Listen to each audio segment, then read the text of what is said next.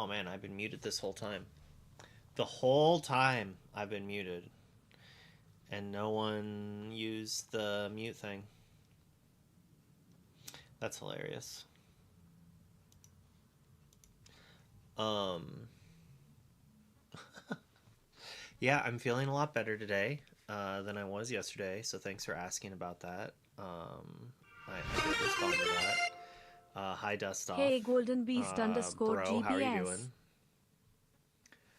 doing? And I said that Ruby Sapphire, you might want to have to play Infinity to be able to play the cards. And I said like Basil's like an okay card if you can get support. Maybe the King Candy Shift line is okay. Power line is a good card. Develop Your Brain is a good card. And then Simba, this is actually the only color combination that has two. I think there's probably more. I haven't thought about it, but you get two of the two cost threes. I think you do that with Emerald Sapphire as well. It's like what, Olivia, Simba, and Flaversham. There might be a third one, a fourth one. I guess there's the new Steel one as well. So I guess there's a few of those to do, but I like having cards like LeFou in that type of archetype. You just thought we were jamming.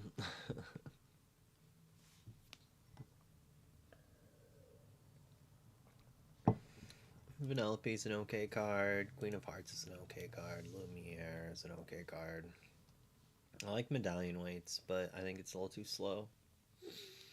I wish we had Vitalosphere, honestly. Like, I think Vitalosphere Tamatoa would maybe be good enough. Like just Tamatoa plus Vitalosphere would maybe make all the other bad super slow items maybe be just enough that it could maybe do something. Um, because Tamatoa having Rush is obviously a better character. Although we still need something that draws us cards. I think that we have Maurice maybe, but that's so slow. It's like set one slow. Tinkerbell's a card, but I'm not a huge fan of it. Bro, don't come at me like that. You should be sad to the people who paid more than that. But I paid 50 a piece. I bought so that set. I only really bought high end expensive singles. I paid about $400 or $500, but I was going to buy like 6 boxes or maybe more. Maybe I was going to buy two cases. I was going to spend like 6 to 1,000, so probably only six. I think I was going to spend 600 or 700 on 6 boxes or something like that. And I even with the Tommy price drop, and if I was to sell all of it, like I still think in general, I got more bang for my buck. Like if I had bought those boxes, I don't think I would have made as much as at the time as buying 4 Tommies and the 4 ducks. Now I could have opened that many, but I also could have opened none. So, and only three random a box. Yeah, it's rough.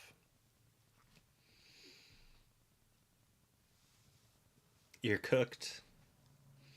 I mean, you got to sell them online if you're gonna sell them, but I do like the pirate package.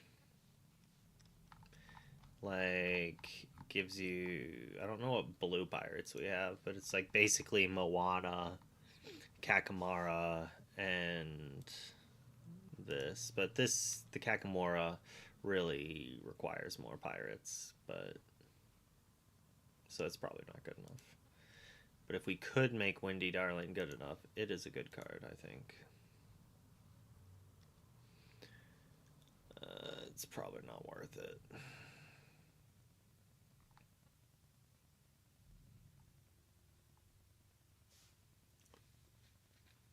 I mean, One Jump Ahead is like the worst of all of the ramp cards, right? The only time we want to play One Jump is if we're playing Hilvefu. Mama, which I mean, that'd be nice. Thanks for the follows, Golden and Lavu. Yeah, Lavafu. I cannot pronounce words. I'm sorry. Um, this character quest, you may put chosen item in its inkwell exerted. Mm, I I don't think this is good enough. I don't think it is.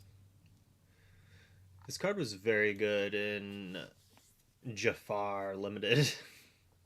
In general, this card was very good. But I don't think it's good enough here. Mateus is cute. I don't think there's anything we need with it. And if we're doing items, Coil's there, Oswald is there.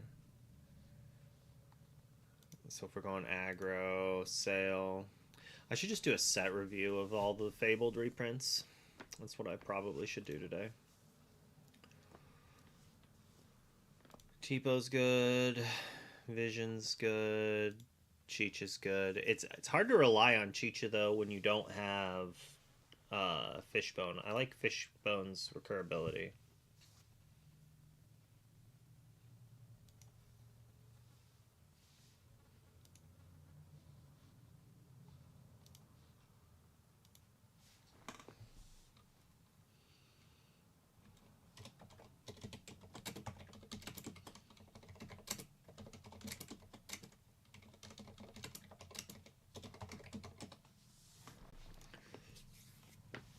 Let's see.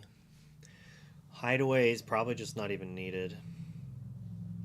I mean, Anna is a card if we have heroes.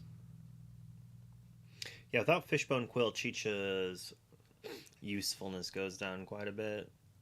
Cruella is good if, we need to use Basil's support, but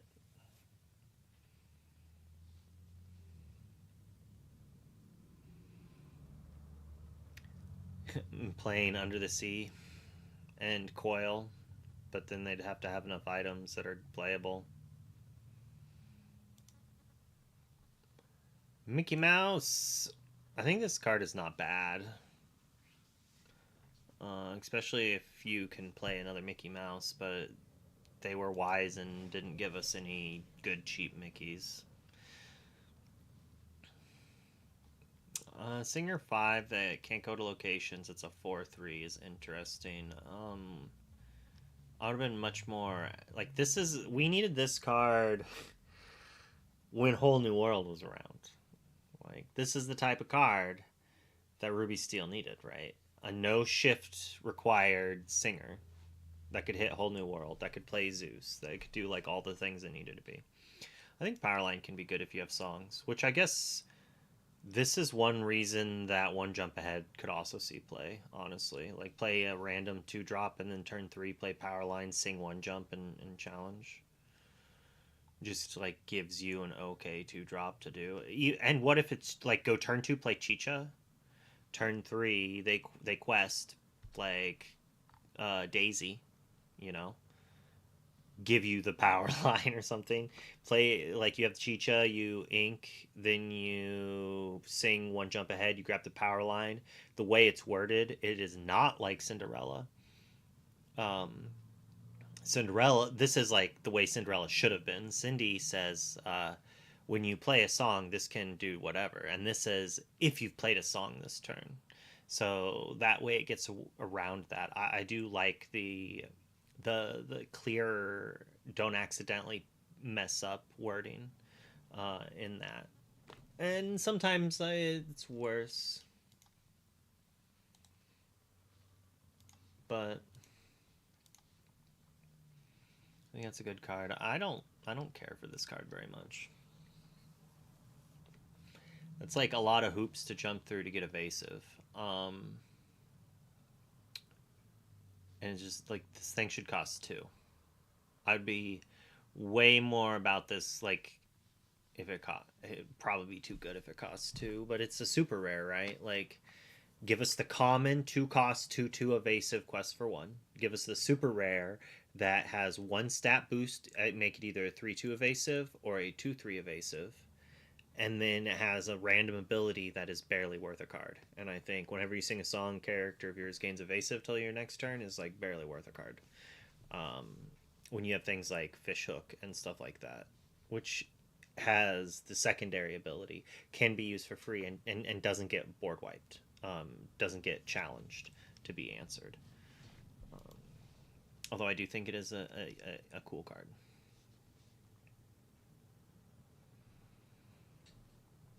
Cool, but not good enough. It's similar to Shurkan. I don't know if people like if Dumbo meta is like gigantic. Maybe this card is okay. Yeah, Fire the Cannons is a 4 of in this format for sure, which would make Ariel a lot better if it costs 2. It makes the Mickey Mouse a lot worse. I mean, to play it raw. Um, if if you have to beat turn 1 Daisy, this is okay. But the problem is sure you answered the Daisy, but now this does nothing. So you also need something to do with the Sisu after that happens. So you need some sort of like support or something. Hey Jane, like without support, like it's no longer a shift target. They can kind of just ignore it unless you have. But all right. You know, you're right. The medallion weights does make the Sisu better. Was I muted when I first talked about medallion weights, or did I talk about medallion weights after I unmuted? Because I did mention the medallion weights earlier. I just assumed you were cutting back to it. The card is fun. This was around when no, it was after. But it is an item. But it doesn't really work with. I talked about him when I was muted. I said it's good, but it's just a little too slow. I bought foil Maurice's machines right away and foil Maurice, or maybe I didn't buy the Maurice, but I bought foil Maurice's machine. I thought this card could maybe be good enough, and like mixed with the Maurice, but sadly, like there's not enough playable item support.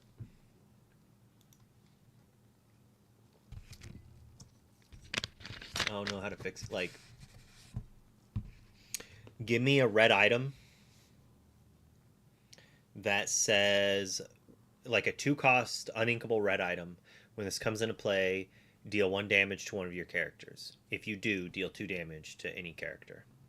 Right? Like, give me something that I want to play that then I want to banish with Bell, or all these crazy effects we have to banish items that are all way underpowered because they got scared about Flaversham, or they just were initially not good enough to take advantage of these things.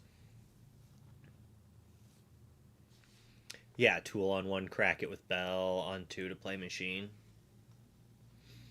Like, there's some synergies.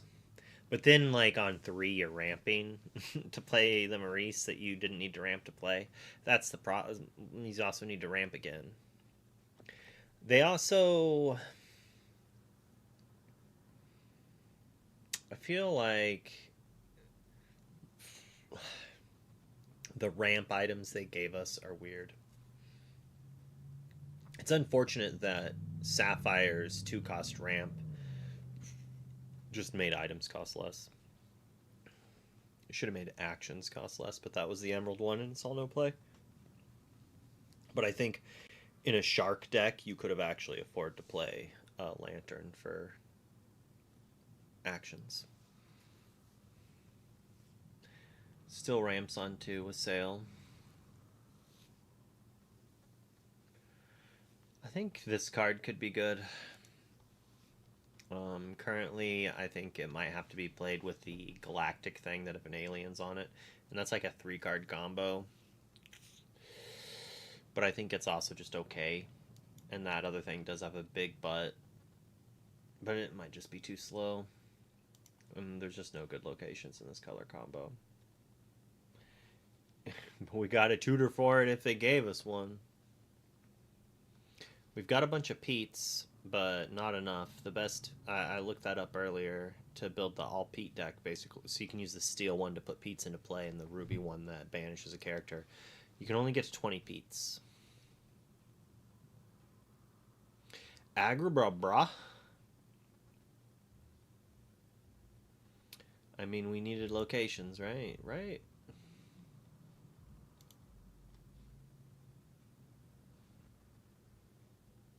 So you have to pump it. So you have to like play two cards on it, like the hero card and then some pump effect.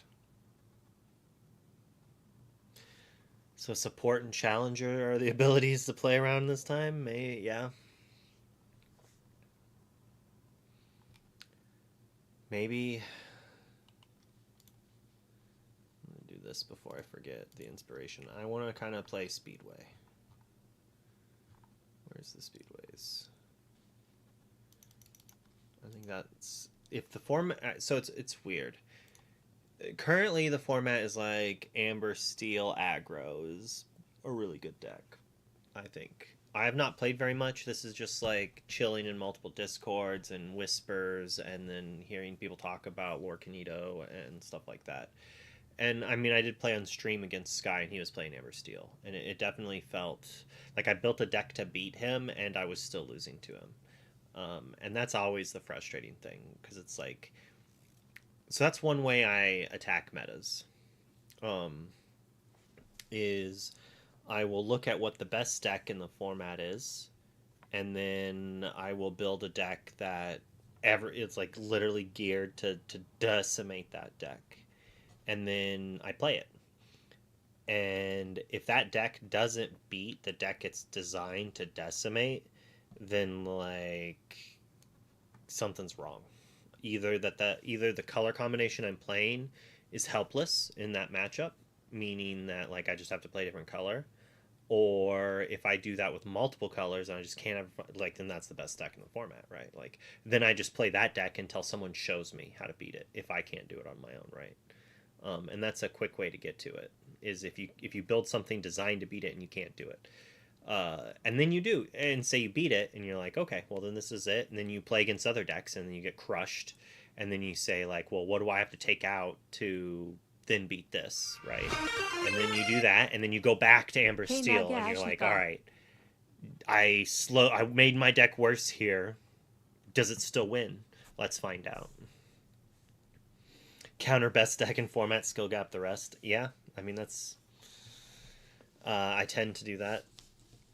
Like I basically pick a deck I don't want to lose to, a deck that I think will be hard to skill gap if theoretically that's the verbiage we're using. Um, if it doesn't feel like I can play the games and I just get crushed, I don't like automatically losing a game. I don't think anyone does, obviously, but so I tend not to play hyper aggro decks. I like to try to have answers instead of threats because you can always answer threats, but you don't always draw the answers. But over and over again, like look at red blue, it's shown that like if you just have the answers and guard draw. Yeah, Zokin, that yeah, and that's one of the reasons I played green steel. I basically stopped playing amber steel because of red blue. Thanks, Sisu. Like, be prepared. Be prepared was not enough to get me off of Amber Steel. If the deck is only playing for be prepareds, I will play Amber Steel into that all day long. I did that in set one, and like they were recurring B preps after a long time. Not like Shark though, but like they tried, you know. But it wasn't until they also had Sisu that I was just like, no, I can't deal with 8 of these over a tenth of their deck. Just resets my board is and they have better card draw than me.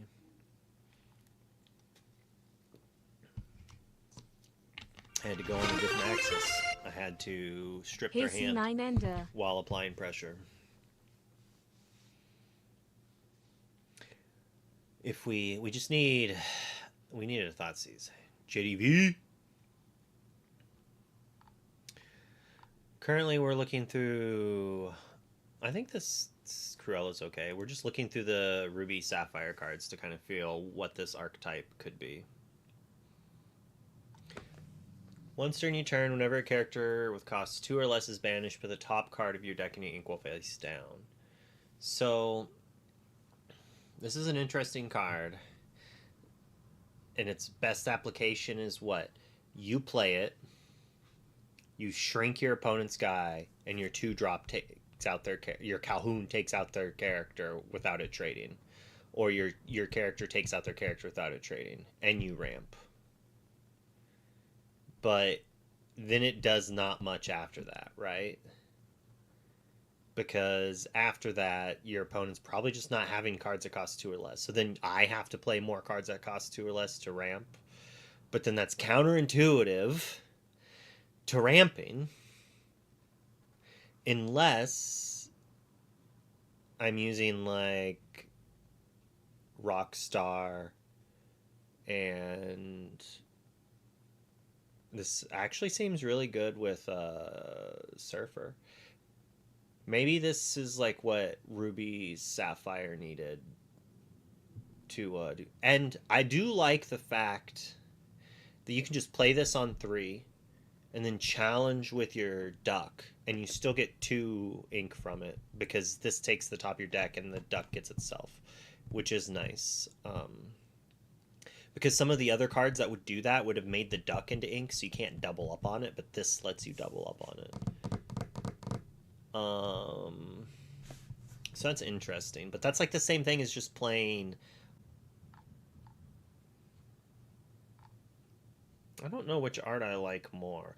I like this part of this art more, but the face I like more here, I think.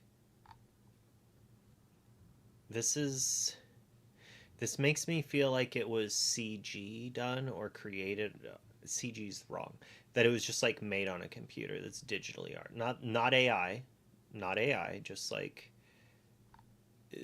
this, or it's like this is like 90s era cartoon and this is like 2025 cartoon, if that makes sense.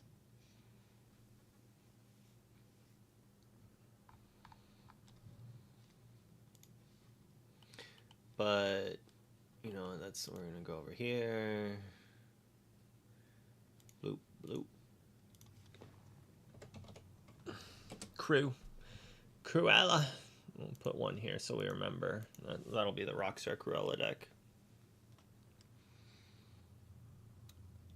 Is there a button I can press somewhere that doesn't show multiple arts? That it only shows me 1 art of every card?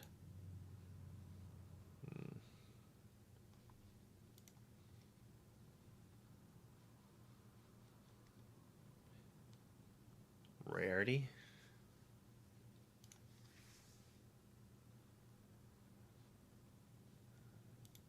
I guess I could do this. Or was I down in the 3s? Thank you. That seemed to do it. Yep. You're so smart.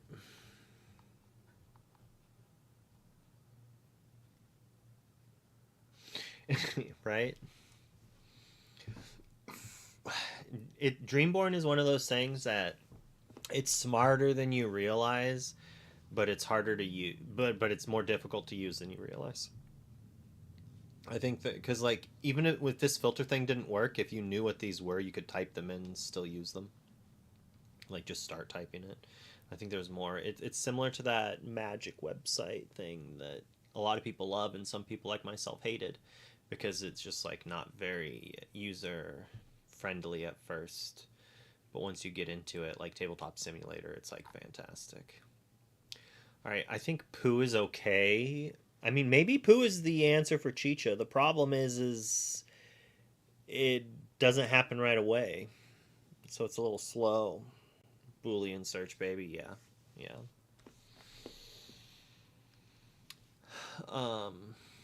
Mama Odie. I love this card. I wish there was a deck that could use this. I don't think Alice is fantastic, but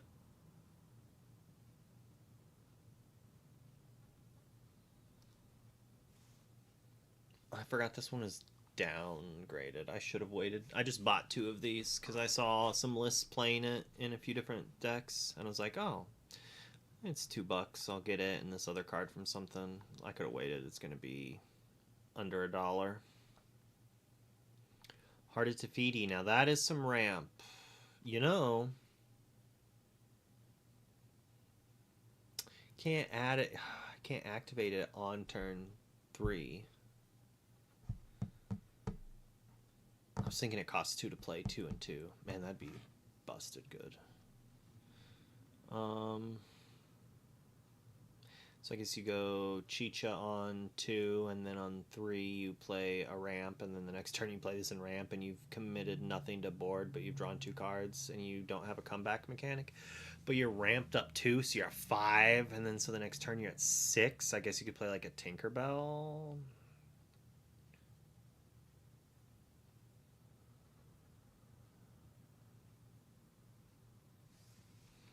It is... This does not seem that bad. Oh, this is the wrong one. I was like, that's only 1 card. I thought you drew 2 cards off Miss Potts.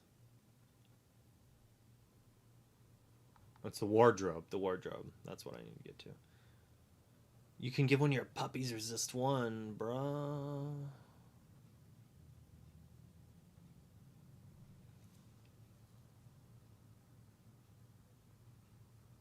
Chi-Chi use hard on 4.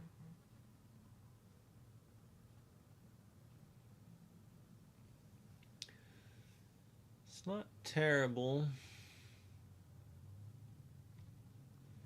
I think the Stitch's drawback is absurdly high, and the only deck I'm willing to play this in currently is Emerald Sapphire, where you can play Ink Geyser.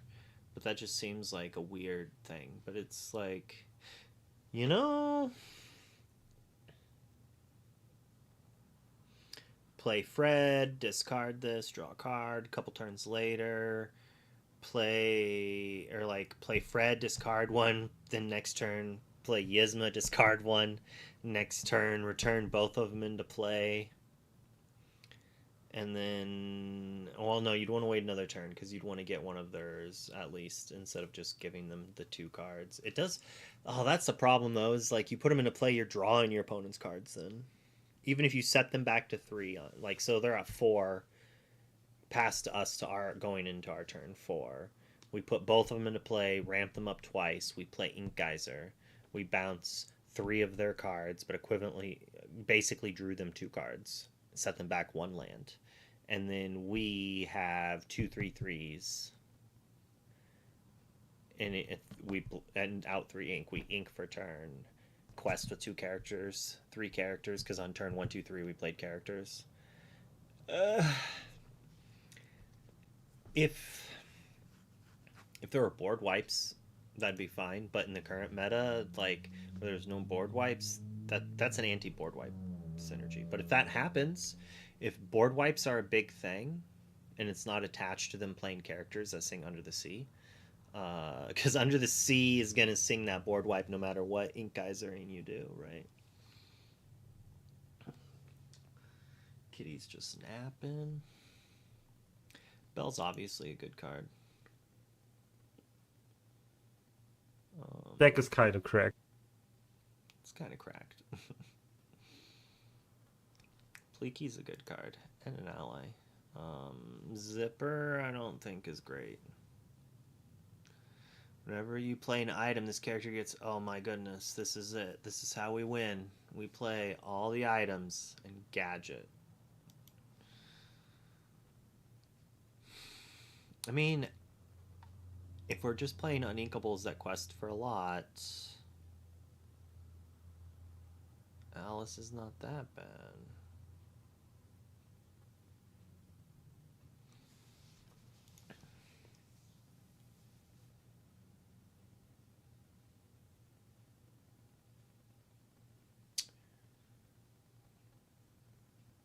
So when you look at a card like this, you have to say, so it has like a drawback, quote unquote.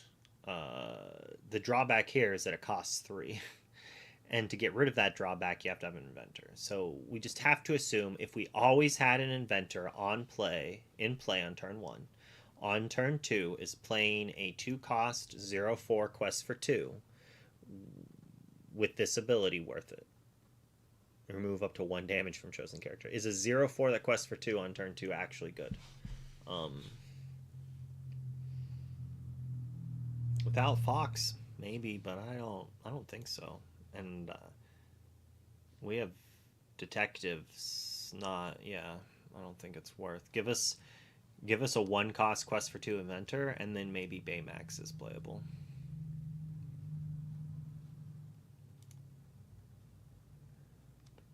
While here, I hate that aspect, but alas.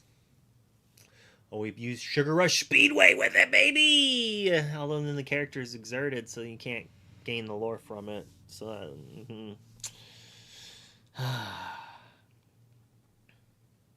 there are only 2 1-drop inventors in the game right now, and they're both bad.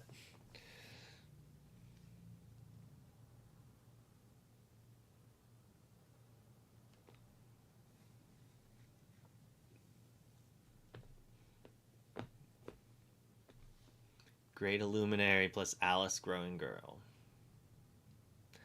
But they have to be here. That's the problem. It costs so much to move there. Like, I literally think if this just cost 3 to play and 0 to move to, it would have seen basically around the same amount of competitive play. It might have on its own created a support deck if it didn't take 2 to move to.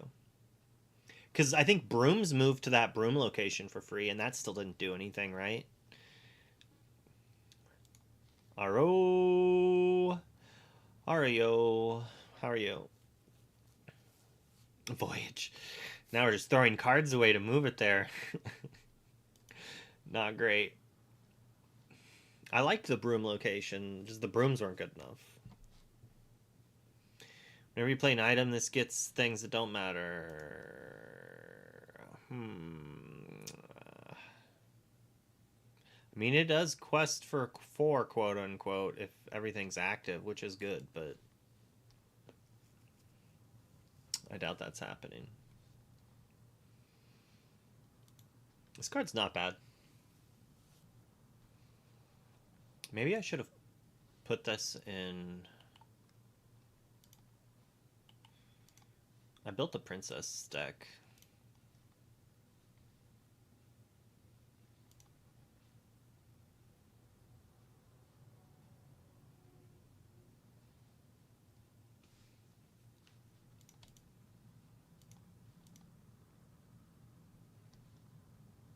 I don't know if the Huey needs to be here. If I have her, I'm never playing Huey on 2, right? I'm playing one of these, and it's like already an unequal. But with a bunch of 5s and 4s, I mean, I don't have very many 4s. This one shifts anyways. This is like a 3. The thought is you go turn 1 Aurora, turn 2 Tiana, turn 3 just shift the Aurora quest for 4. Or quest, shift, and then play a 1-drop if you really need. If you have another 1 you really need to get into play, which seems unlikely, and it's just going to play another 1. At that point, why? Saber for ink, maybe.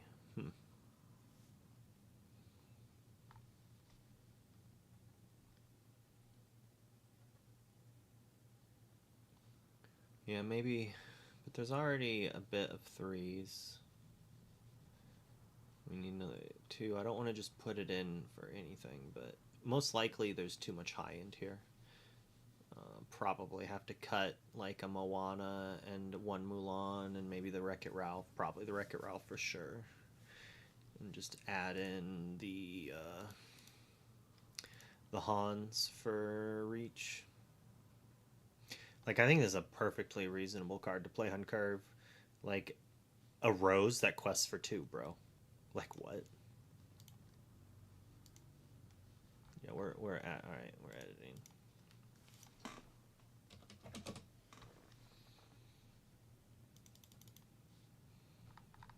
All right, Ralph, get out of here. All right, so most of the princesses are heroes. Do we really need that? It is a 4 to play on curve.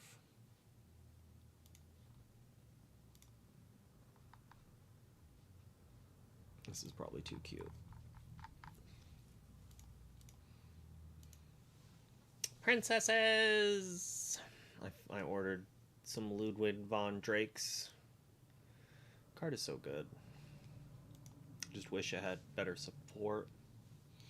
How's Humble doing with the Amber Ruby? He's not playing Amber Ruby at the moment. That's how he's doing with it. So I mean, yeah, this card's like cute.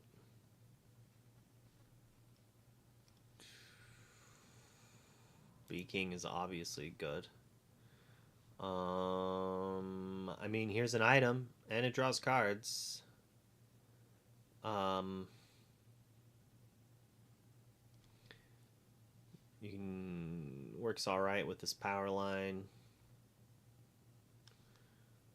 Not fantastically, but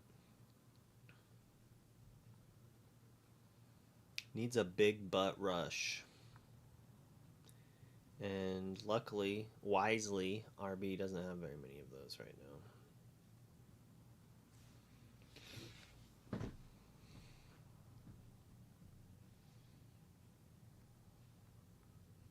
So we ramp and play Beagle Boys on turn 3. And then we play a 5-drop and give it rush and resist to take something out. All right, so we go Tipo on 2. All right, this is kind of cute. Tipo on 2, Beagle Boys on 3.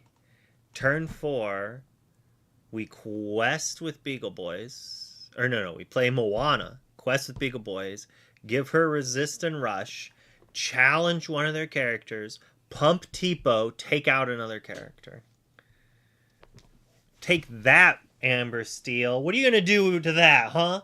Like that also answers like the genie evasive issue to an extent, right? Because then the Moana takes out things. Buffed Tipo, like that's adorable. I almost want to build the Tipo Beagle Boys deck, but they probably won't quest 2 characters into it, Beagle Boys. And if they do, they like the first time they see Moana, they won't ever again. Like if my opponent plays a turn 3 Beagle Boys, I'm not questing that game. Like most likely until like I'm answering that Beagle Boys and then I'm questing. This is like when Shere Khan was spoiled. People are like, it's going to be insane. You're going to constantly be trading and gaining lore. And it's like, well, yeah, if your opponent's bad.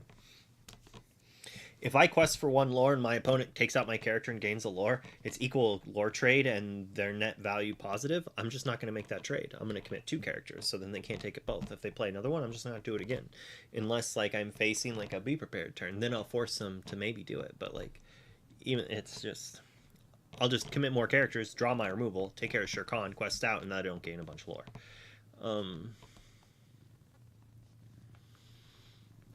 Yeah, I mean, the card's cool. Yeah, you're a good kitty, huh?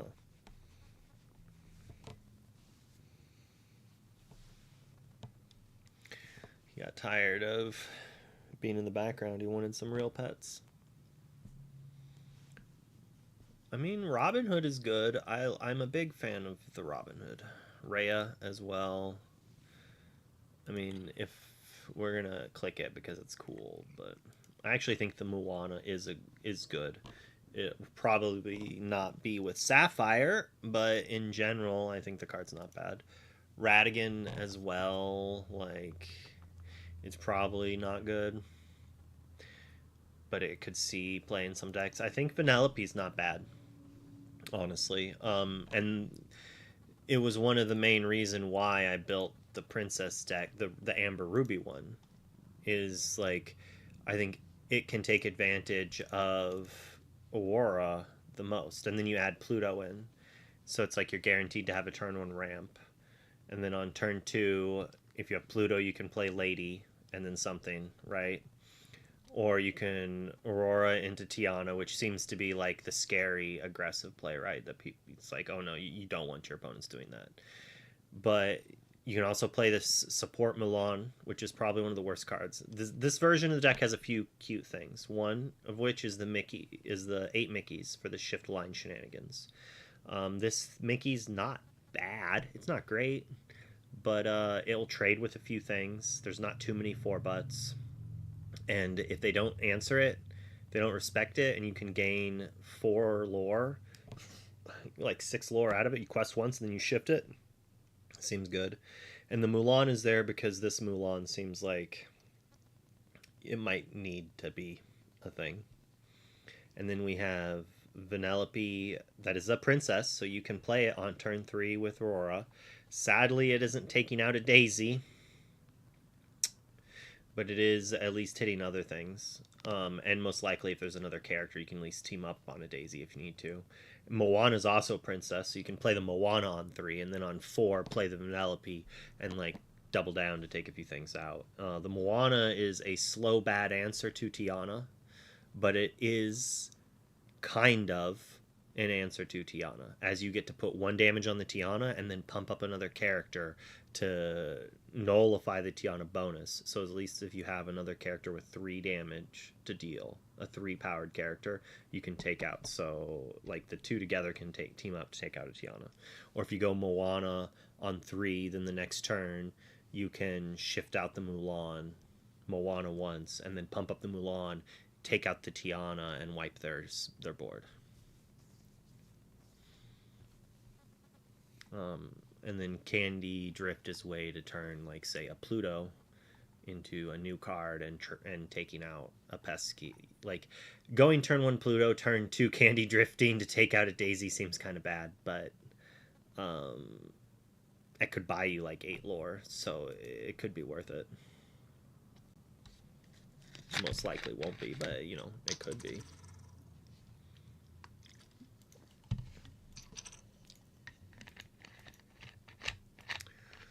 All right. Rearranging the top of your deck? Probably not. Hero synergy, I think there's 2 hero Annas. Your characters with support get +1. Sorry, your other characters with support.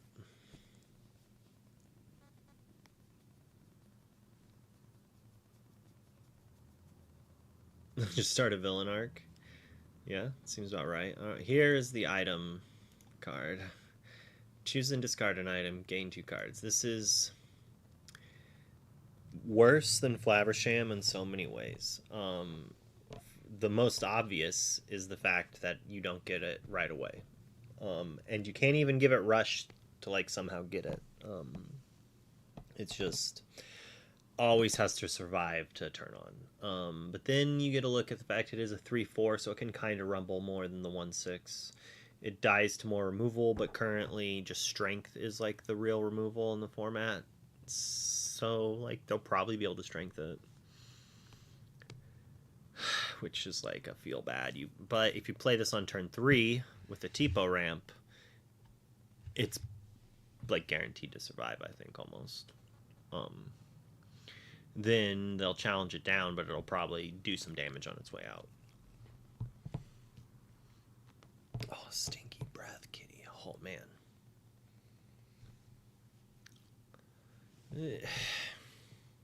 It does synergize with Tamatoa, as it puts items in your discard. The problem is we want items that you play them, they do something, and then we get them back. Poor kitty. Poor kitty's got bad breath. I mean, I don't know why he has bad breath. It's not like abnormally bad kitty breath. It's just kitty breath. Nanny? Nani? I think Scrooge is good, but we just need more items. but like if we can afford to run 16, 17 items, I'm fine with Scrooge. Kita is also good, but Kita is the type of card that requires a board wipe. It's like, I feel like the Kita and the coil is a sapphire emerald type thing and not ruby, sadly.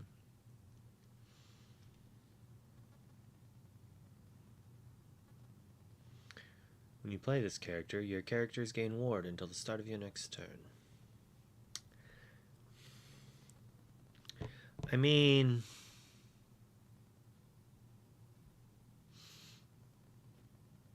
it's not good. It sort of worked. So you just put like some mint cream in her food when she eats it, or you just like slap her in the face with it, kind of. It's like, get that cream in your mouth. Maybe Bell in that aggro deck.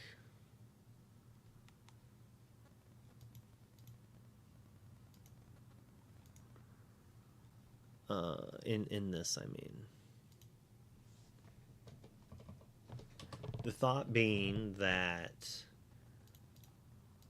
you go Aura into turn 2, Tiana into turn 3, Bell. But the question is playing Bell on turn 3, what are they playing on our Tiana on their turn 3 that answers Bell? And so at that point, it does nothing with our God draw. But it could be good on just a natural turn 4 or 5. If they have, I guess on it stops Mother Knows Best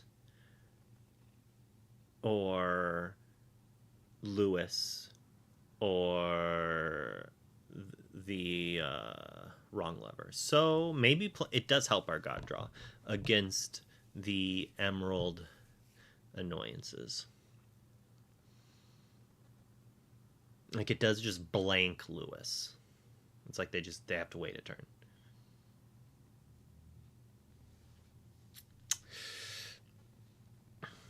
We're at 16 on inks, though. I don't think I can add it to this deck at the moment. Alice should be a princess.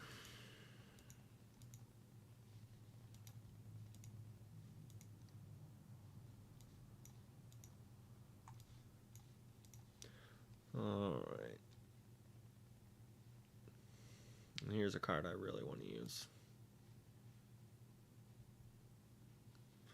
Whenever one of your items is banished, it gets +1 lore. How are we banishing items? It is a 4/3 evasive that shifts on 3. And shift card is not bad. Alright, kitty, we gotta stretch. So stretch.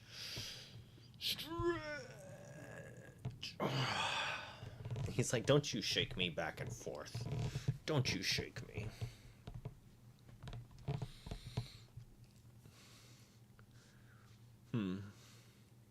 Shifting to take out a genie would be funny.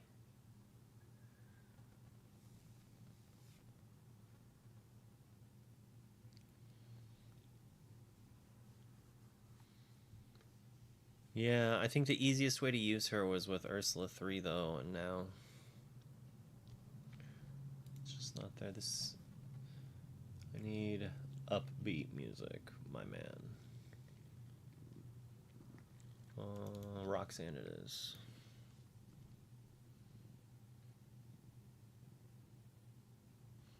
I mean, I guess we don't need that bell if we have Aurora. It does the same thing, basically.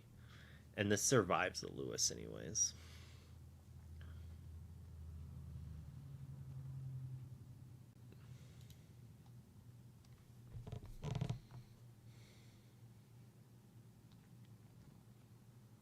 I mean, this is definitely designed for that Emerald deck, but I wonder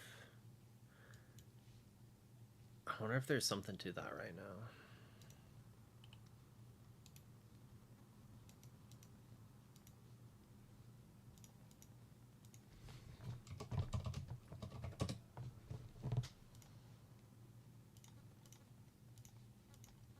Because I actually think Go-Go is good right now. Like, I think this card is... There's not very much removal, and it has one very good shift target and one whatever shift target. And the whatever shift target, like, ramps us as well, which could be good if we're, like, trying to play, like, 7-drop stuff.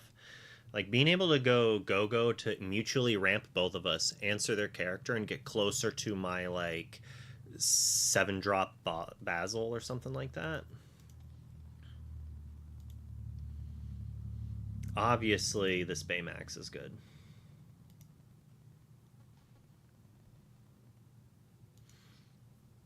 The question is how good will it be? The Donald's good. Here's the other King Candy, if that's going to be a thing. I don't think a 5-cost 4/4 that quests for 3 is good anymore. Like, maybe in set 1. I mean, Carpet Bag is sauce. So you basically use Carpet Bag to... Or you use Tamatoa to put Carpet Bag in to play for free, and then you use it with the wardrobe to draw cards each turn, and that's your card advantage engine. You have to play Emerald with it, I guess. Even then, there's just not enough good items.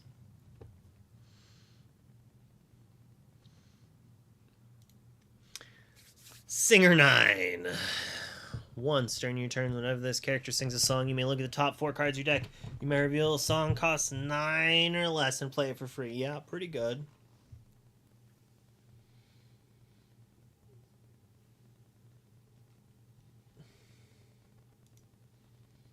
I don't think I want to play eye to eye with it, but maybe if I was playing Beyond the Horizon, I would. But, I mean, if we are playing item burn, or like song burn, if we're playing Radigan and Shark, and we shift this and sing eye to eye, gain 4 lore.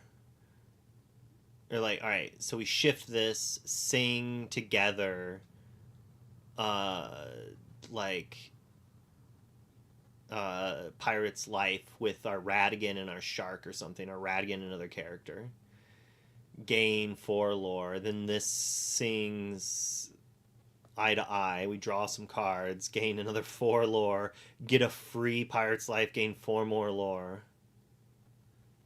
It's the Tigger as well, yeah. We'd easily build like a funny deck. This is our board wipe, I guess, right? Shift Mulan, or play Mulan and give it Rush somehow. I'm gonna search for Rush when we're done doing here. I mean, banish a character, then return chosen item. Like, maybe Get Out's not bad. Like, maybe Beagle Boys, Beagle Boy Mulan. You're gonna... How dare you? How dare you exert your characters when I have a Beagle Boy in play, bro? How dare you? I mean, so we got like a Pirate's Life for some gain. Get Out. Get Out. Maybe it's good. I've been thinking multiple times that I would maybe play Dragonfire in some decks, but... Banish 2 of your items, deal 5 damage to chosen character. That's slow and bad. I mean, it's pretty good, but it's super slow. Like, dealing 5 to a character on an exert ability is not bad.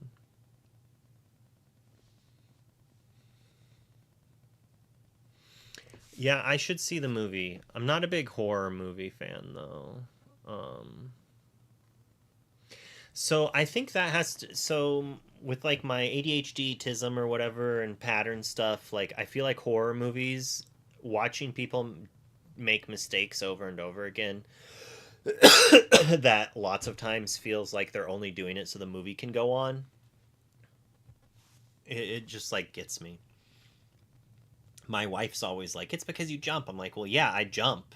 I know it's coming. I'll literally sit there and be like, the enemy's behind the 3rd door. They'll get to the 3rd door and the enemy pops out. Obviously. and it still gets me to jump, and that's not why I don't like them. But my wife thinks it's the reason why. This Goofy might actually just be sauce.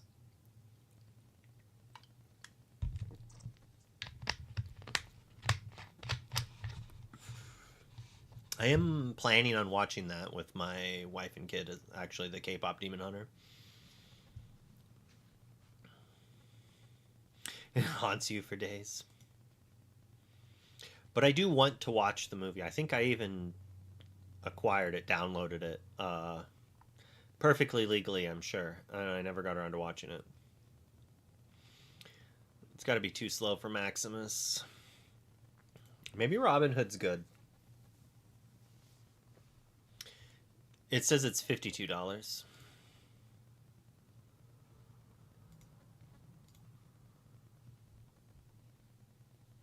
The stupid thing was 30 something and I didn't pull the trigger.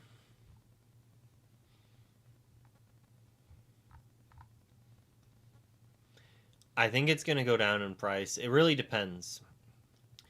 If the Christmas deck is actually very good, it's probably going to keep its stupid price point. But it's not as good as it was with Shark. Although I'm sure DKP is going to do everything he can to make it that well.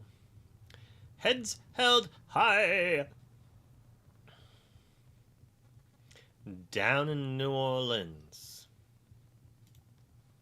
This is a card. Bernard, yay! You saved us. I wish this card was good. But I also don't wish it was good. It's funny that I'm like, I wish this card was good, and I am a known verbal hater of Collected Company.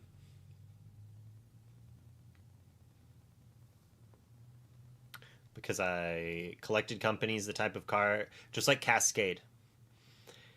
It's like, when I play the card, it gives me a bad card. My opponent plays the same card, and it literally hits the best card it could hit every single time. And yeah, so I tend not to play cards like this, which is weird because I play A Whole New World, but it's a lot different. Like, you're getting 7 cards. You should get at least 1 or 2 playable. Sometimes it's bad for you, but I don't like losing to Coco, no. I played that standard format. Alright, Dino with Powerline and get a Shark? Bruh, did you have to sell me so hard? Oh, obviously Tamato is a good one. And questionably a steal. $23. Is this the cheapest it's literally ever been? Came out at 38. Came out at 50.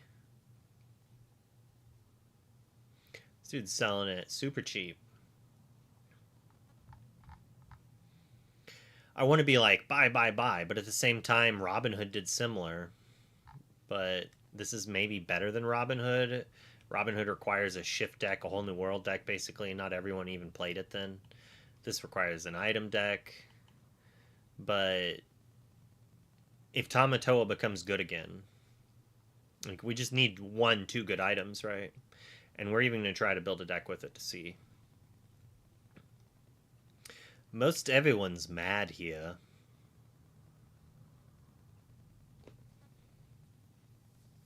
I mean, it's a cool card, but... Energy Blast! It's not the 7-cost board answer we're looking for. I mean, Hades is pretty good. Obviously, we just need to play Maui Shark. Beagle Boys it. Quest.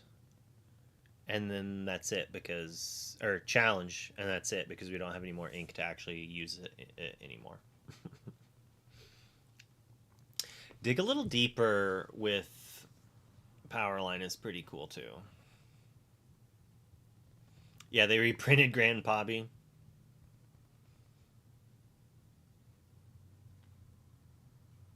Even with the rarity thing, they're still giving us dupes. They need to just have a stack feature like Magic Online. And then when you click on it, it goes to like this where you can see all the versions and then add from there. Hire me.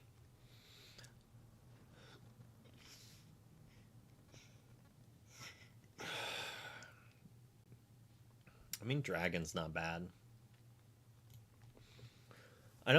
I really don't like.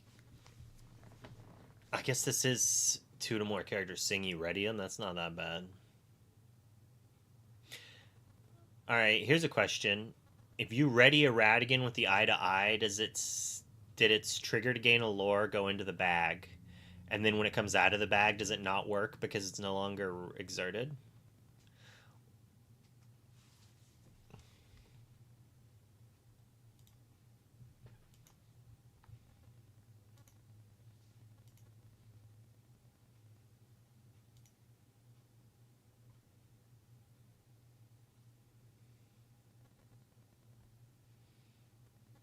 Nice. Uh, the Radigan that gains lore. Whenever you play an action while this is exerted. I mean, it was exerted when I played it. So if I have this in play and I sing eye to eye with this Radigan, do I gain the lore?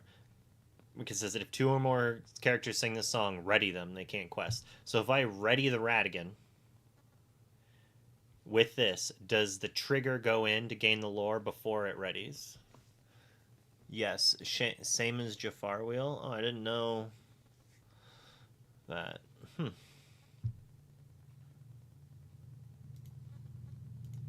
Okay.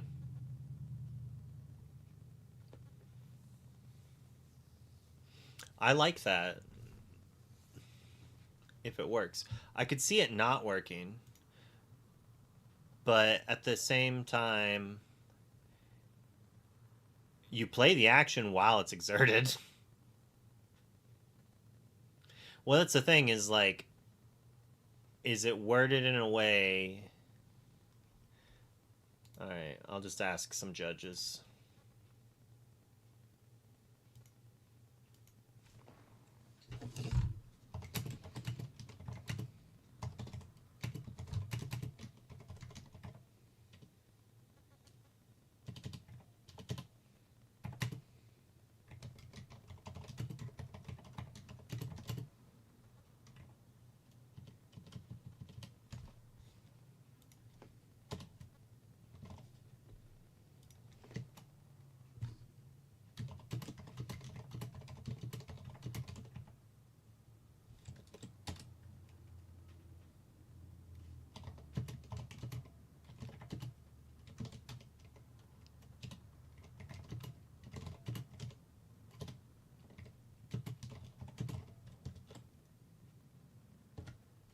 All right, I asked people smarter than me, so I'll find out later.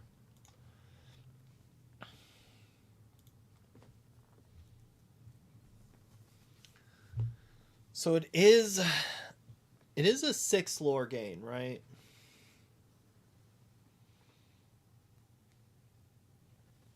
Was there a lorecast today? I thought it got postponed. But maybe are the lorecasts on Twitch or the lorecasts on Discord? Ooh, JDZ from the shadows.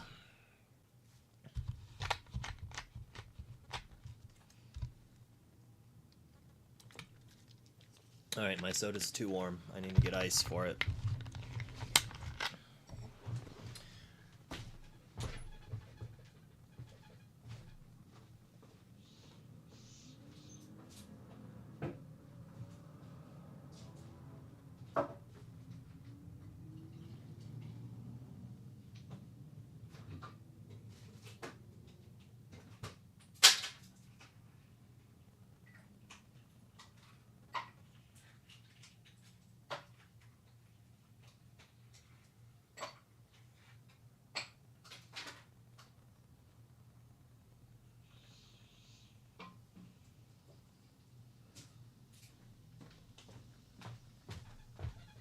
hear that's...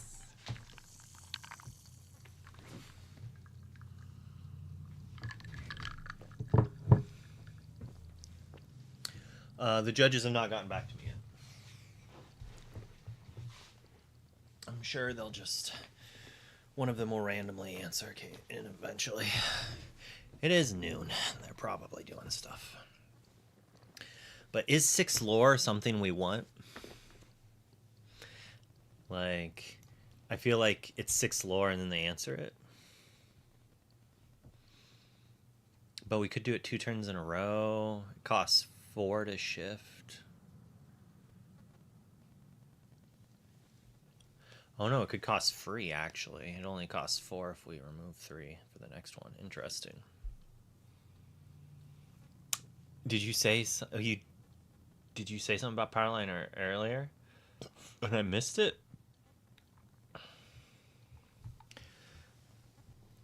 Alright, so we went through all the stuff.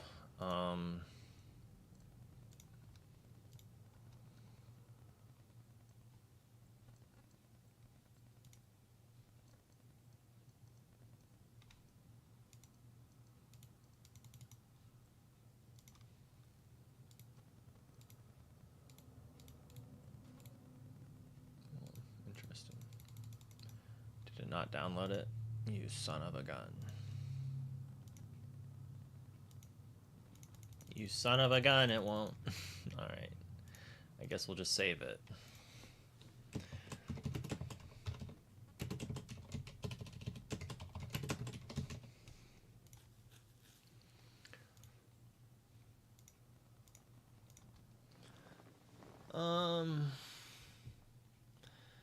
So there's the King Candy line. I kind of wish I could import like pools of cards to move over here. So I just import this over here and then look through it there. Or make the deck take up the whole screen.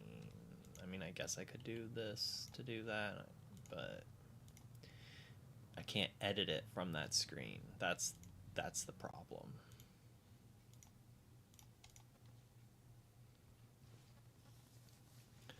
So we do have somewhat of an aggressive shell.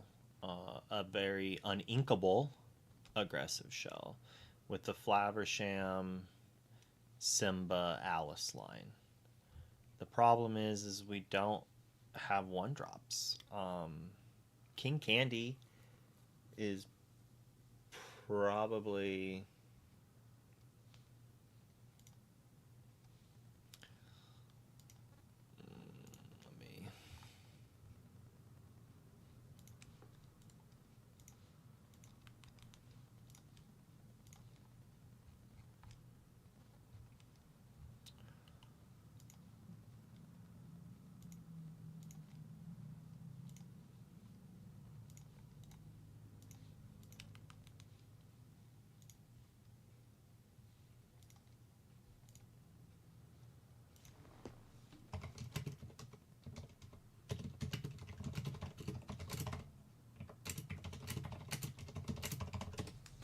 They're discussing it right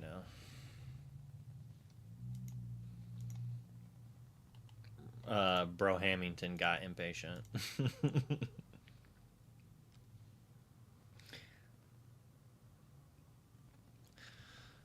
The judges are happy with the question because it's a good question. Because they have to think about it. That's the best. It's like, it's like when when the judge has to be like, well, I think I know it, but let's like go over some things to make sure. It makes me feel better for not like knowing it. You know what I mean? Like, you only play Control, bro.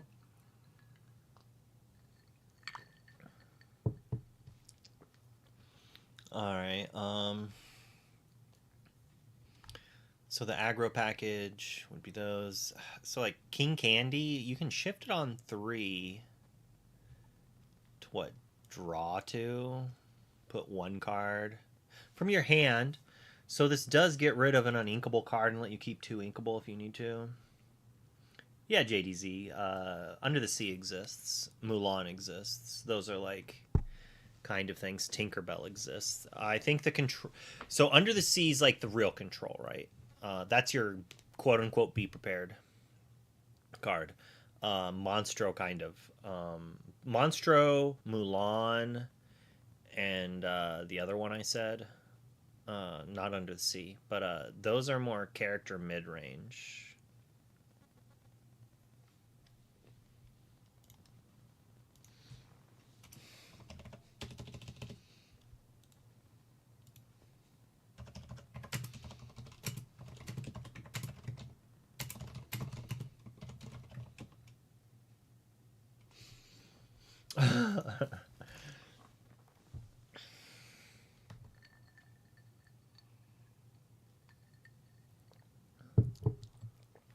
um, yeah, Tinkerbell. Yeah, they're more mid range style.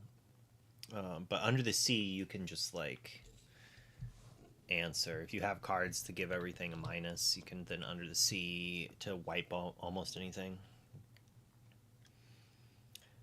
King Candy Racers with. Oh, yeah. I mean, yeah. The problem with King Candy is you're not activating it until like turn 4. And how are you trading your characters with a daisy to make it matter is the problem. But maybe. I haven't played enough yet, honestly. I need to play more games. Any games, realistically. I want a digital client so bad, you have no idea.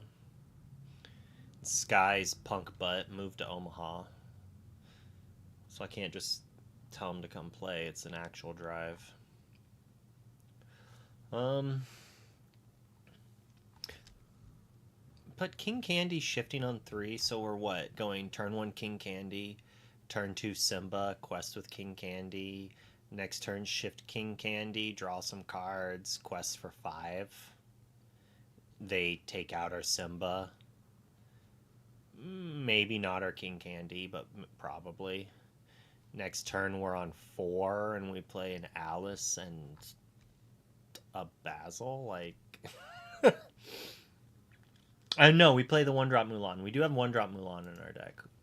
We do need that in our deck list for sure. I mean, we could also afford to play Moana because Moana is like not a terrible 1-drop. Card Soldiers is like not a bad 1-drop. It's not a good 1-drop. The Simba's okay, but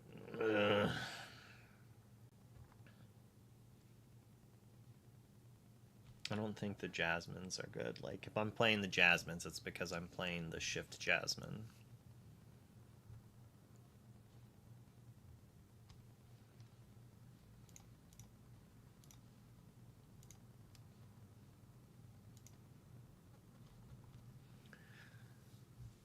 So basically, two like the Moana is probably a fine one because we're just turning us sideways each time.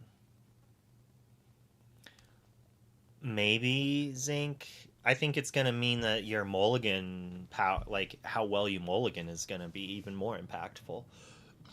If if it's relying on top decking well, then you better keep a hand that's good instead of just a hand that has one card that draws like 1,000 cards, right? You need to like have tempo and ink. So like turn 1 Card Soldiers, turn 2 Simba, turn 3 Alice, quest with Moana, Simba. Let them eat the Simba. Next turn, play another Simba card. Quest with Alice, give it ward. Play LeFou, ready Alice. Quest with Moana. So we're at like 4 lore. No, 3 off of Moana, 1 with Simba. 2. So we're at 8 lore, and we have awarded Simba, awarded Alice, a LeFou, and a Moana in play. Like, that's not bad. Yo, fade. Oh, wow. Ellie's like, oh, talking about judge questions. Huh? I'll come see. I'll come see. Yeah, we were definitely confused. So the ruling on it is that it doesn't work. I think, sadly, which makes me sad.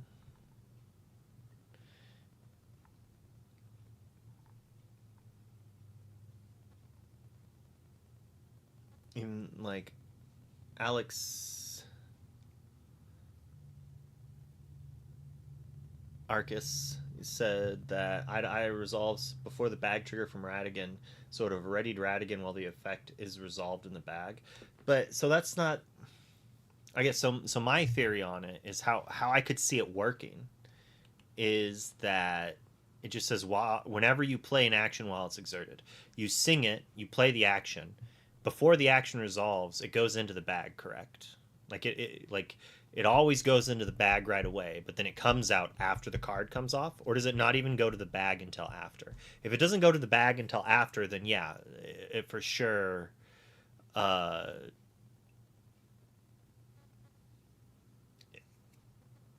since it's already readied. But if it goes into the bag when you play it, it is exerted when you play it.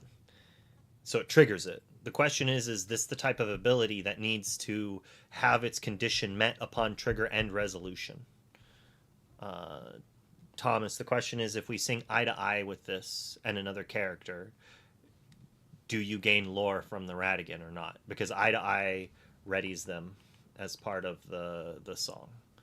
Each player draws 2 cards, gain 2 lore. If 2 or more characters sing this, ready them. They can't quest.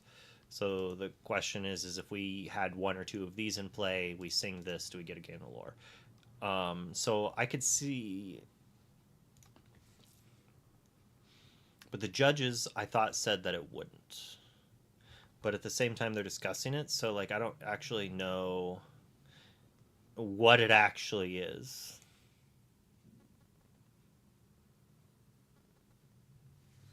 Well, Thomas is 100% sure. Well, Tom. The thing is we're talking about eye to eye in general.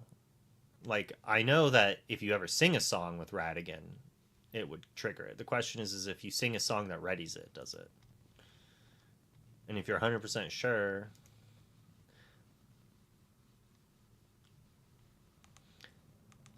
I feel like the judges aren't giving me the answer. They don't want to give me the answer. They're like, I want it for the quiz. I'm not going to tell you.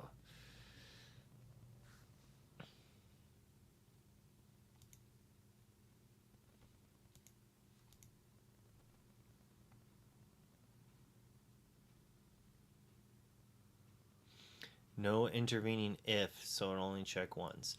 Wouldn't it act the same as Lilo being discarded for Stitch at the start? Well, Lilo being discarded for Stitch, that doesn't work, does it? And no answer? No answer for you?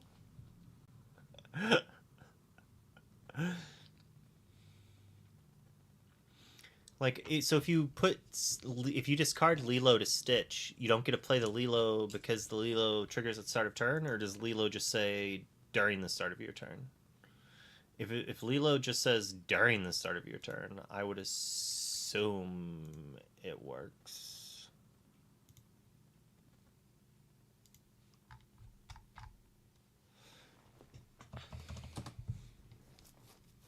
At the start of your turn. So yeah, the Lilo wouldn't work, right? Yeah, that's like Oath of Druids. Like if you have nothing in your discard, it skips the trigger automatically, and it doesn't let you then use the trigger after another trigger if another trigger gives you what you have. It's weird how some magic things just perfectly line up and other magic things like that's not how this game works, bro. Wrong game. Nothing we won't do.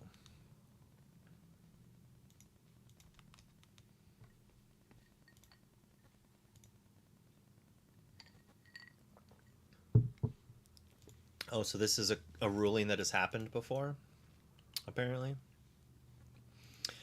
JDZ.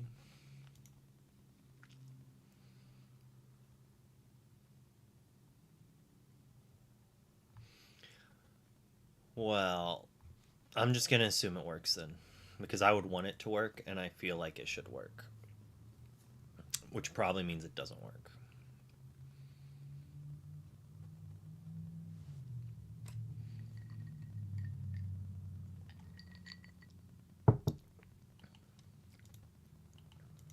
So should we just start with a duplication of this to make this aggro deck? We don't want that. We probably want 4 of the... Bruh. Alright, we're gonna have to look at it like this if I want to add cards.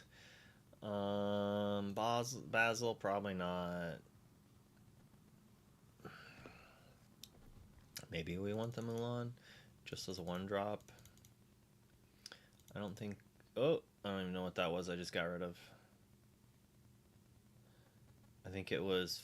No, the Flaversham's there. Don't need Lumiere. Don't need Vanellope. Is Simba a hero? Oh, he's a hero! Okay. Okay, fam. Is Flaversham's not a hero, though. He's just an ally. Pfft. That's not good enough, then, probably. LeFou's not a hero. Mulan is a hero. Moana is a hero. Maybe we can afford to play the 2 hero cards. This is not the Chicha deck. Probably not that deck either. Not an Oswald. I don't know if we need to give our Anna Ward. It's not really a Tipo deck either. Or Powerline. Or that Vanellope. It is the Alice deck. We're going to have so many unequals. We don't have the items for Belle. Princess. 2 queens. Probably not a Hans deck. Mama Odie. Pleek Nasty. Without... I'll think about Rhea. Vanellope's probably not good enough. The Anna's probably not good enough either. Ooh, you know, this other Scrooge is probably not bad, though. The uninkable one. You know, we need more uninks in our deck. That one's probably not bad.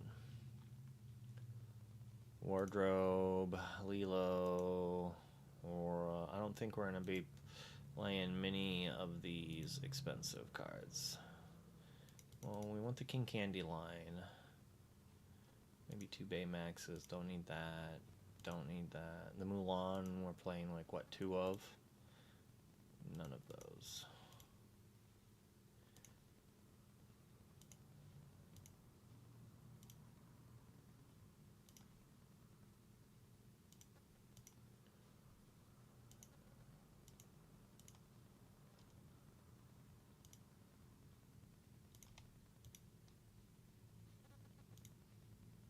Oh no, it's only 48 cards.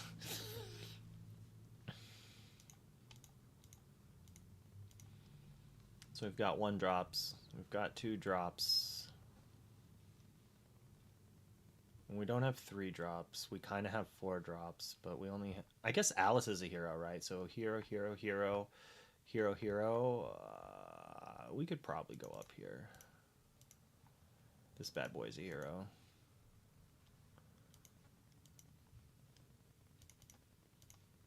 We just max out our cards. What's that put us at?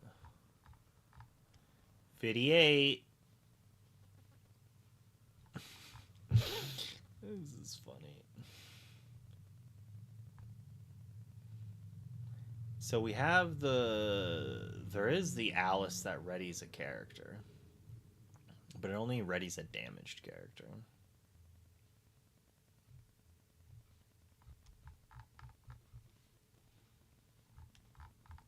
Do we have any more?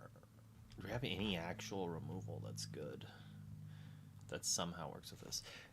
They're a perfect example of the other templating at the end of your turn. If this character is exerted, ready your other character. Says an intervening if. In the middle, there's In the middle, there's that is notoriously different from how Radigan is worded. It means the condition is checked while entering the bag and while resolving. So if it checks while resolving, then it wouldn't trigger, right?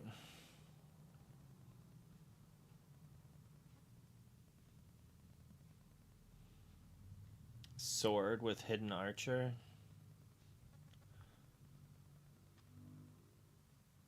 To try to challenge twice. That'd be funny. Out of order is so expensive. I want something in the early curve, I think.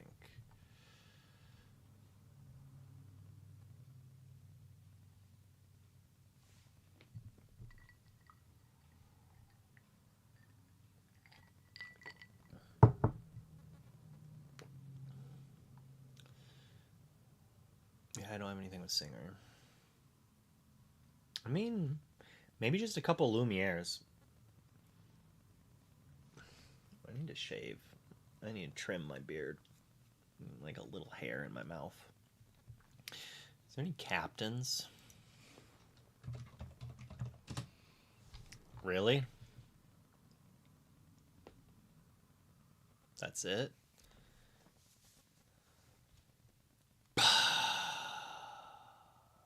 This Moana is never going side or never challenging.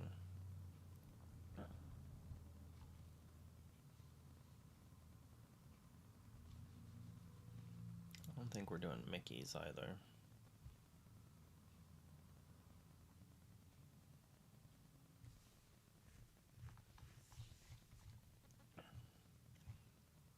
So, what do we want to put it in? I mean, maybe a longboat is not terrible. Like, it's not great, but it's not terrible. Probably not good enough because the mid-range deck that we need to worry about is Blurple, and they have evasive answers and threats.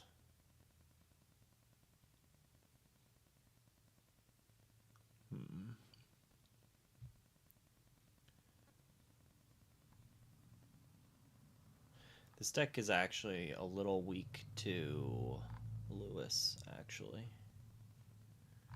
We don't have pump effects or songs to, like, sing. What songs are there? Nothing good, right? Ramp. Bee King. You can fly!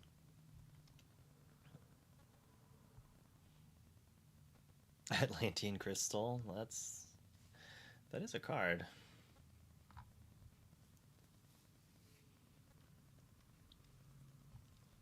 It's like I need something to be able to sing with my character from the Lewis, or I need to be able to throw a 2-drop into the Lewis.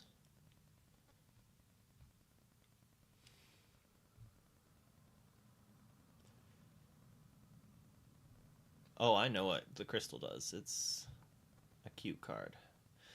Not a big... You know what? Maybe it's just these. Deals with Lewis. It's not terrible against some other pesky things.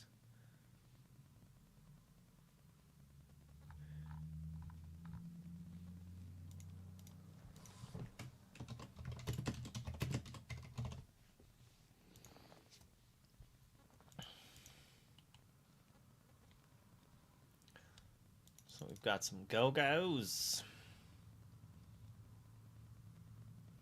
King Candy. Uninkables. And we got that Max, Goof, and Basil. Baymax if we want to. Mother Gothel. Fred. Cal. And Hero.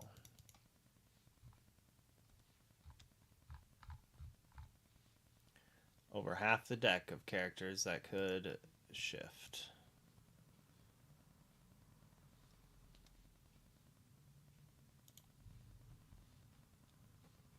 Did we not get the big Pegasus? Did they show it as a promo and only give us the baby Pegasus?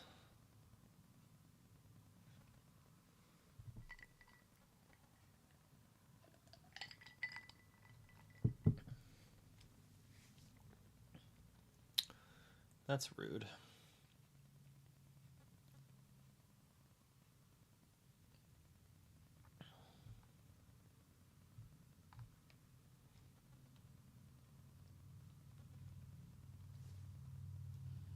So do we want the one cost Fred shift or the big shift? Probably the one cost. So we have something to play. Probably want to play improvise to have an easy answer to some vanishment.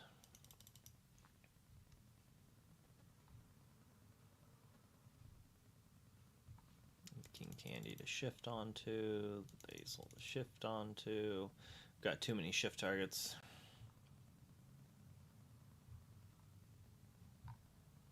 Gotta hit that under the C.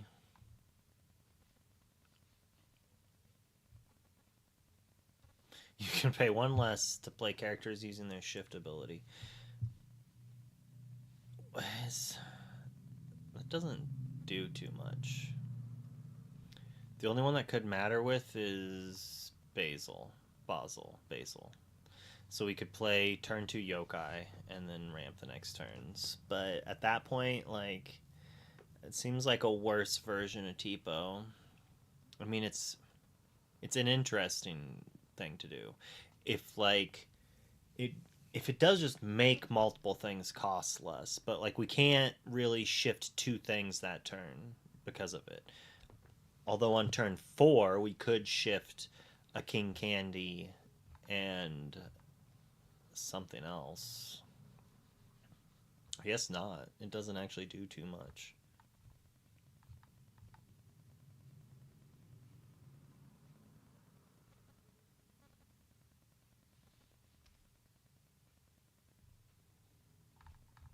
We need sudden chill for Max.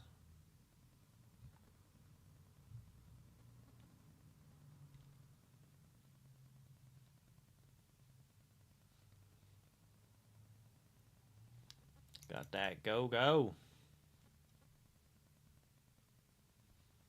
Gazelle. Alright, so there's the Olivia. Shift Nick Wild for free. Ooh.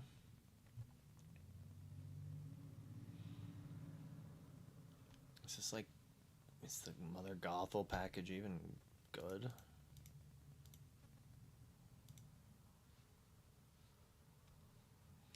I would assume not.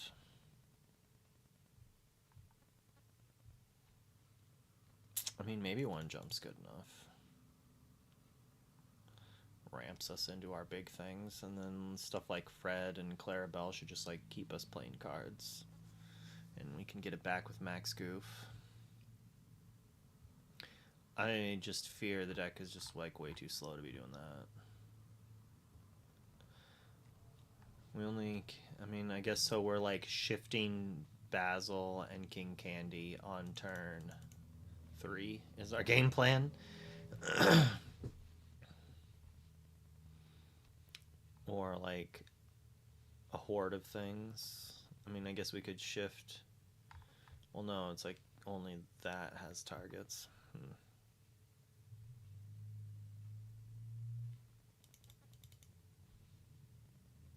I don't think this is the Cheech deck.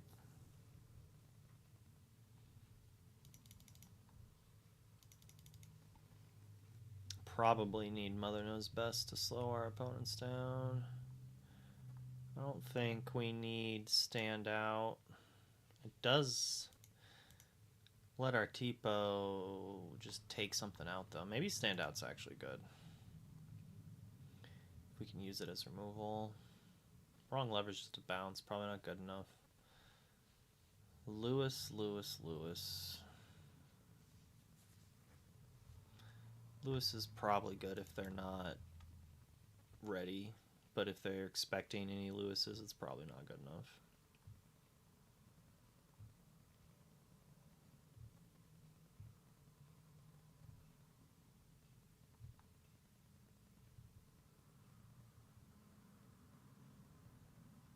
Cleek Nasty.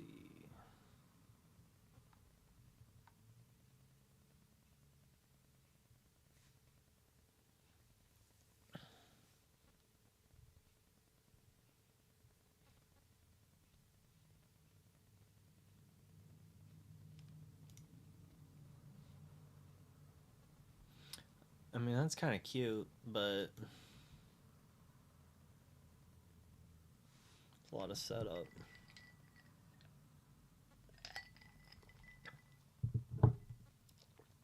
Play that shift Diablo bounce your character. Funny. Not good, but funny. If we're playing Clarabelle, your welcome is probably a fine card, but at the same time, giving your opponent cards doesn't seem good. I'm a notorious not fan of Clarabelle.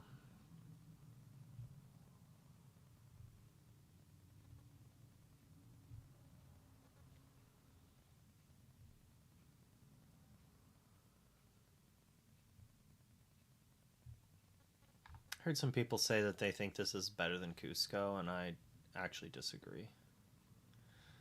I think Cusco guaranteeing the trade with whatever challenge is better than giving another character ward.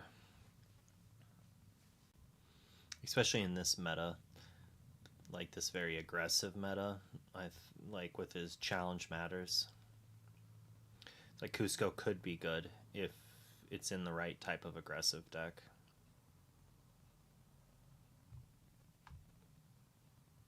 Oh, why did I think Cusco was inkable? I mean, that's fair. But that said, we also had when this saw play in set 1, they played a 5-cost inkable that quests for 3 as well, actually. But they had removal, so it wasn't as good. But without Dragonfire to make Cusco better, maybe Goofy's better, I guess, since it's inkable. That's all it needs.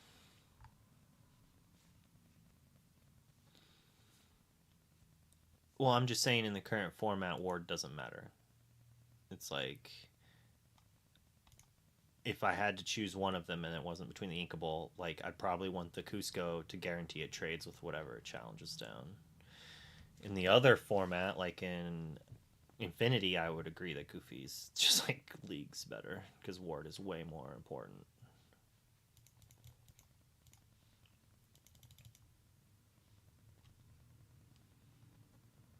Play the costless Robin Hood.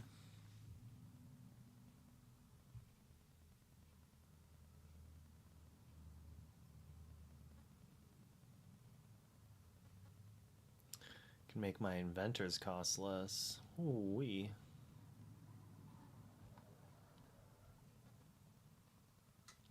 Maybe this is a deck that wants Under the Sea just because it can.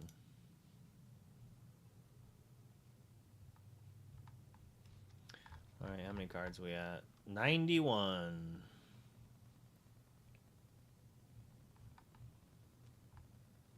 Somehow, I don't think I want this card.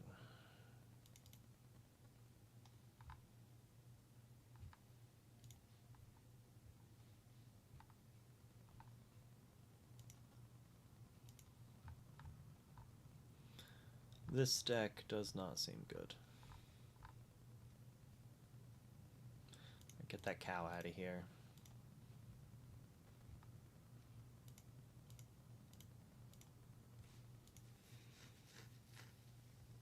Cow would be good though if you're playing against just blurple decks, I think, though.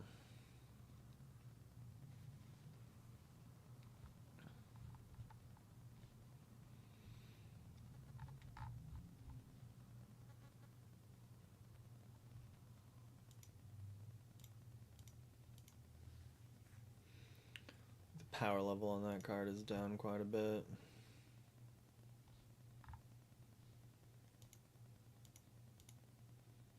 It's like cutting the Freds though is weird because it's like one of our only card advantage things.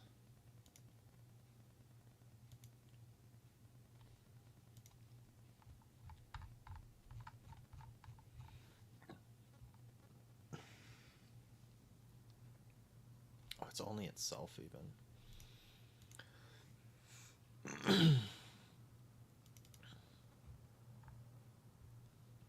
still, we wanna shift that go, and this is like probably the better shift target for it, since it also gives us ink to then play these things.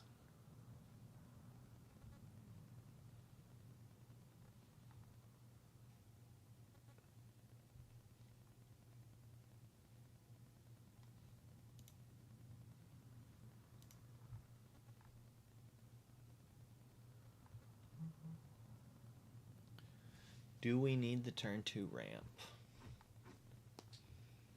I think so.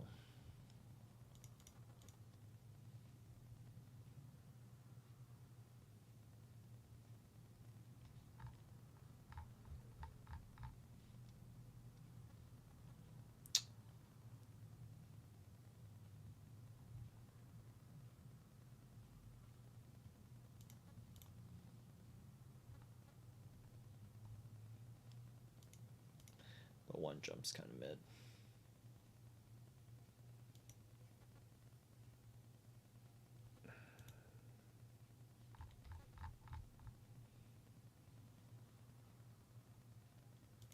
Got one Fred.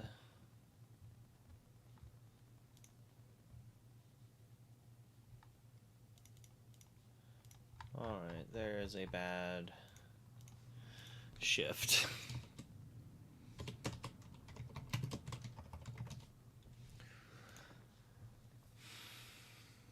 The Dumbo decks, yeah, definitely need an answer to Dumbo.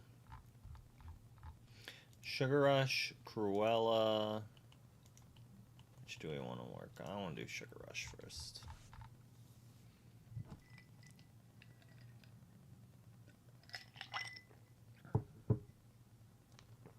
Penelope is a princess, but I don't think I need to ramp it into play on turn 2.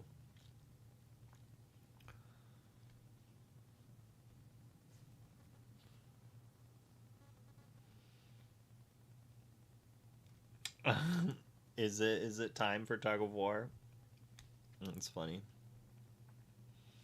Maybe. You play Tug of War, then they play Belle and take out one character, maybe. Then you can't take out the Genie with Tinkerbell the next turn. Or you just play Robin Hood and you're like, Robin Hood, your thing. Deal 3. Dude, I would love a beef and cheddar right now, bruh. Oh. After yesterday's day of being sick, I could go for some fatty, cheesy beef. Beef.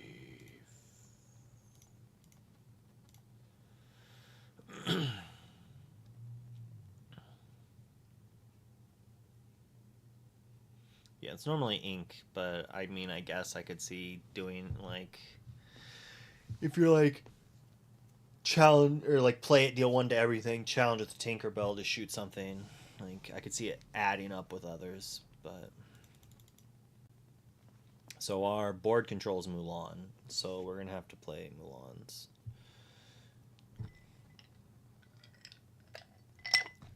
And if we're gonna play the shift Mulan, we're going to play the 3-drop Mulan. If we're going to play the 3-drop Mulan, we're going to play World's Greatest Criminal Mind. We have so many, if we do this, then this, and this, and that, and this, and that, and this, and that, and this, and everything else. So if we're going to be sugar rushing, and we're going to want to be our guest to find Penelope, and to find an assortment of things. How are we gonna gain enough lore? I guess the real question is, how do we answer the stupid things our opponent's gonna be doing? So Candy Drift plus a character is like a 2 for 2. And that's fine. It's even better if we're drawing a card off of it. The problem is there's just Sugar Rush is a good 1-drop location.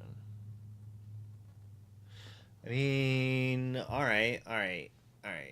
If we want to, so the thought about why are we looking at bad 1-drop locations is we want to play the the 2-drop. Yeah, the Julieta could be good. We want to play the 2-drop the cantrips, the Fix It Felix, but we need like at least 8 1-drop locations, and we have Sugar Rush. The problem is we don't have the good ones that gain lore. We have Atlantica.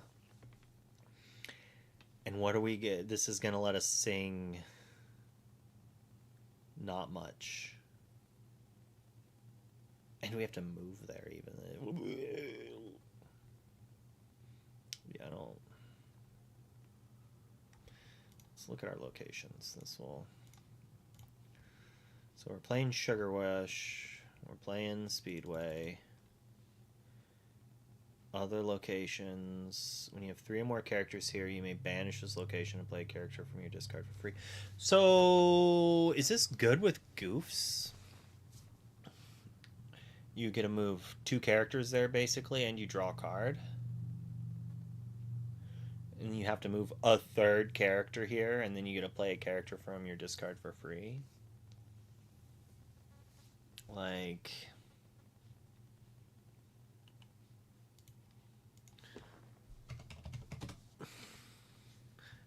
This is called ADHD, by the way.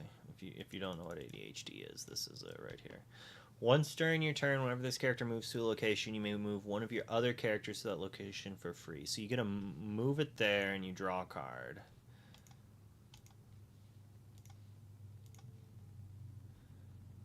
Type, locations, legality, core constructed. Get Goof's head out of here, and we're only in green.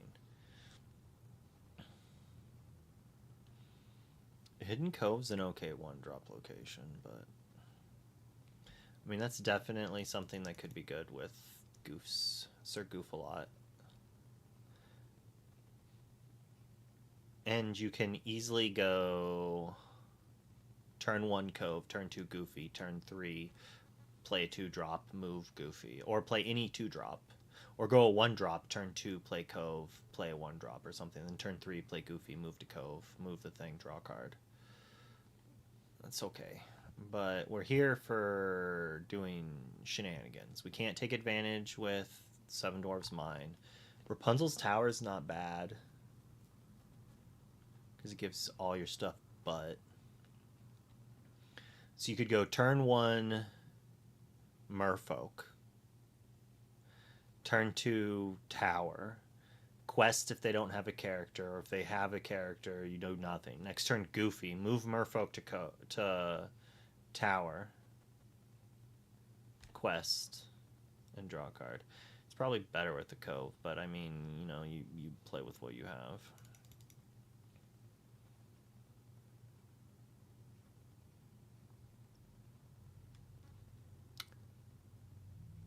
Sherwood Forest is not good.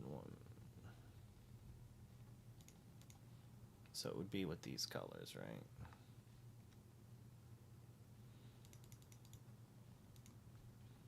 So this is like you play Pride Lands on 3, and turn 4 you pay. You just don't have enough characters to do that. Because to move Goofy and then move one other character, you'd have to have 3 characters, and to play this on 3. So you can't even do this until turn 5. So you play it on 4, and you play a 1-drop or something, and so on turns 1, 2, 3. Off to beef and cheddar. Alright, yep, I'm done with that one. Wasn't able to make it. Not, or at least not with the Pride Lands.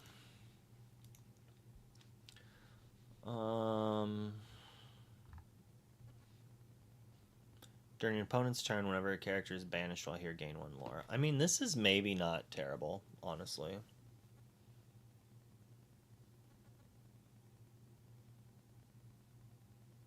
Like, if we just need a location to play, to draw cards, so it basically is a filter at that point, that then maybe we can gain lore with Office later.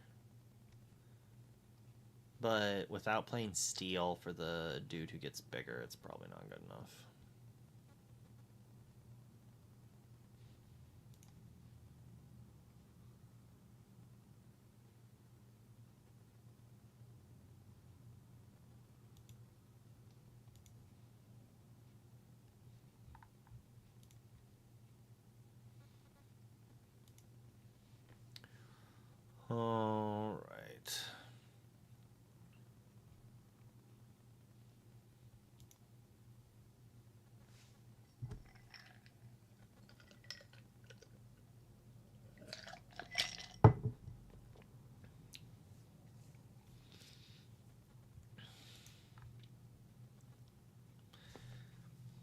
start of your turn, if you have a pirate, gain a lore. I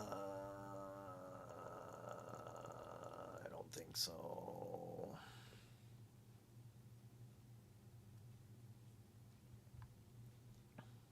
Tower. It's not bad, but without Rapunzel, it's not good.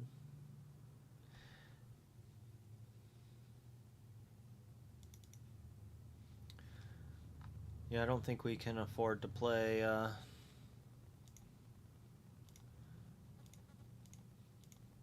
Wreck-It Ralph, so we're just going to have to only use those and probably the bad song to tutor it, like 1 or 2 copies of that. So we got to play the Mulan to board wipe.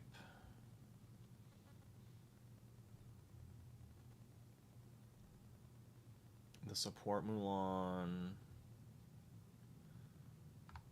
We need more things to play, though. We have to play more 1-drops, though. Maybe we do just play the Aurora. It's a 1-drop. It also, like, ramps some of our princesses. And we can always just candy drift it.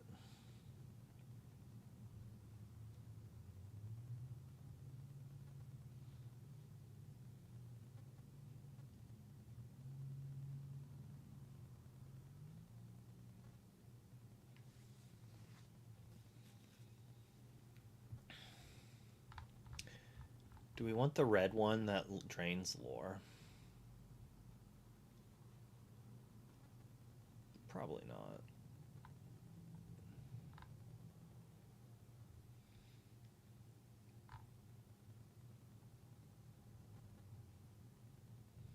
I'm Twitter-pated.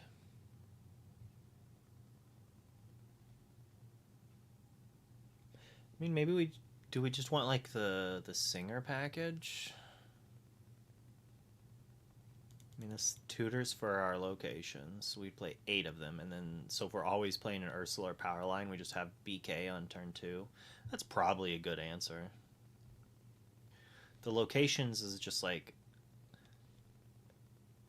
on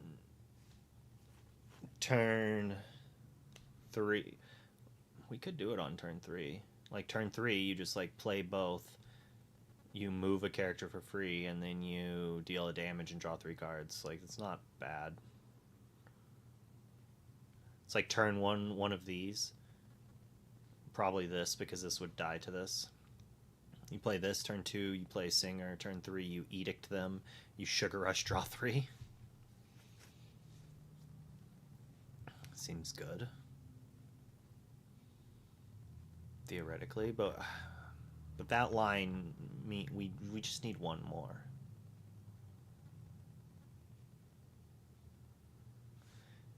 Rhino can't be it.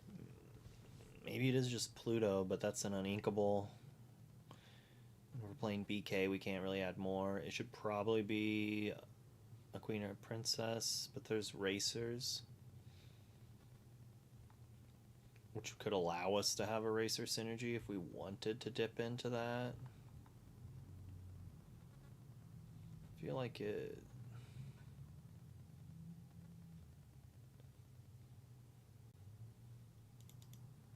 Two Mutton Fudges. I mean, we could just go full Mutton Fudge and then play the Mutton Fudge shift line.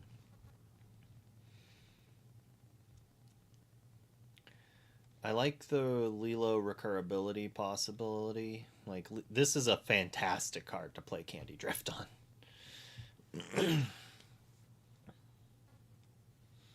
I'm sure we'll find cards to cut. Make our pirates cost less. Yeah, and support synergies. That's what we want.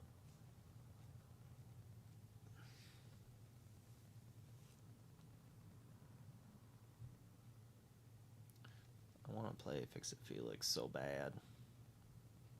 If I just had one more playable turn 1 location.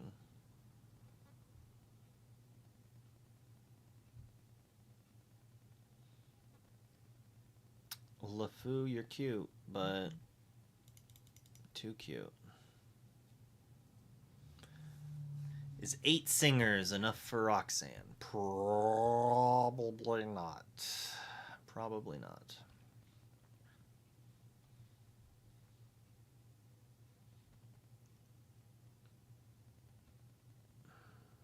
I don't know if Penelope is what we want.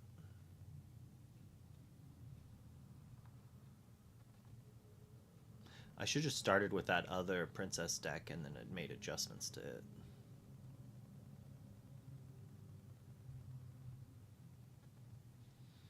Pongo, good card.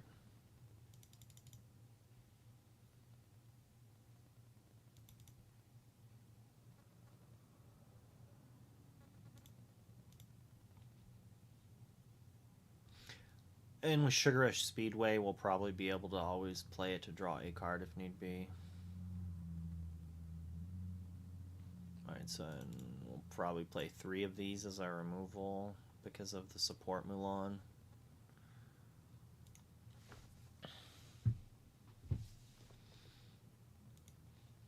I don't think there's enough for that, though. Get back Racers? Nah. Lady, are we also an aggro deck at that?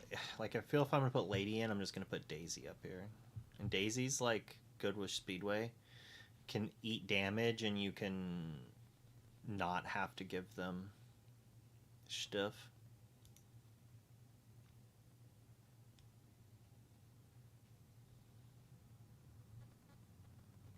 It's like, do we have the songs to sing? Probably afford to play Tiana, but we can easily cut her.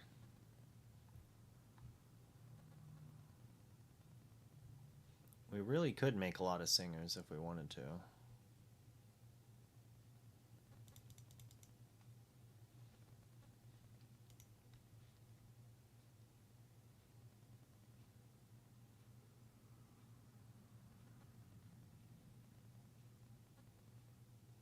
I mean,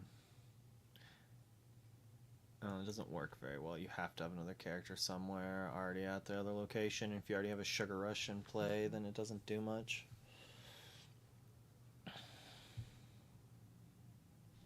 It has to come from another location? Yeah.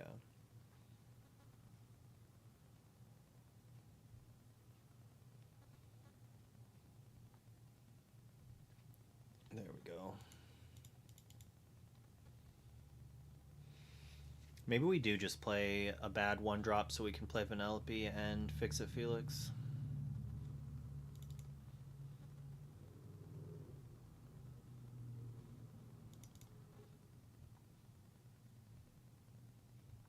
I'm gonna have to cut a lot of cards.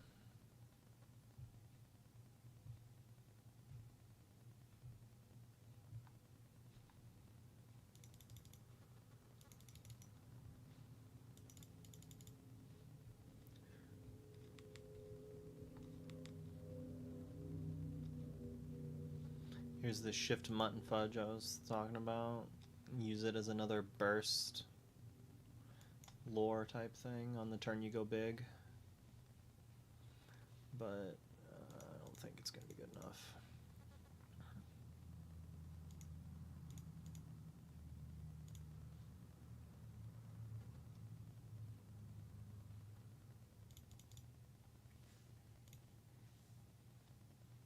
Although playing that does give more princesses.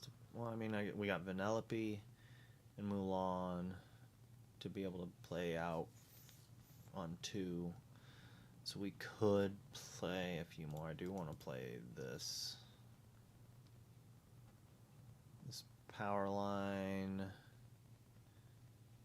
I mean, we've got 10 songs to play. Power line's probably pretty sauce. We don't need that many Vanellopes. It's weird that I might actually be fine with playing 3 of these, but it's probably bad. But we have so many songs. Yeah, I think the mini to buy back the stuff is needed. I would agree. Glimmer.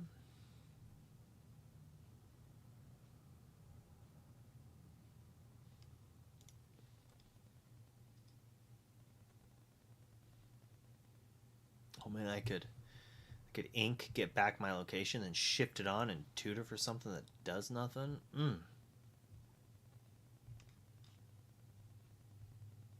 Delicious. Oh, we need to play this card.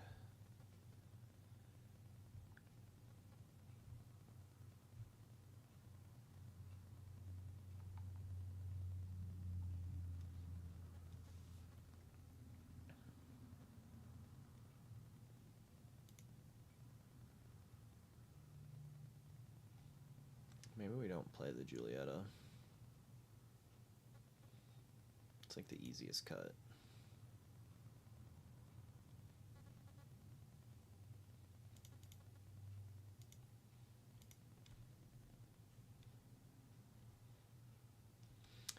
I like this Vanellope a lot, but it seems unlikely that either of those two locations are going to survive.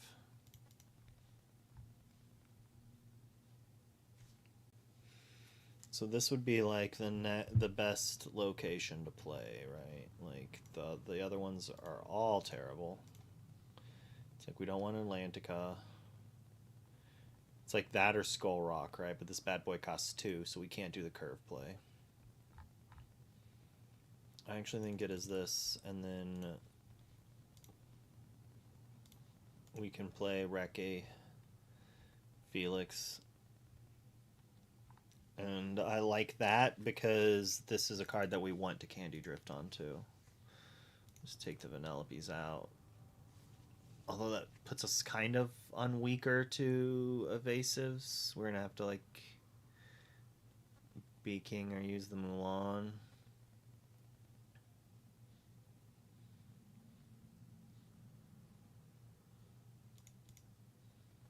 Probably can run just 2 of those. 2 of those.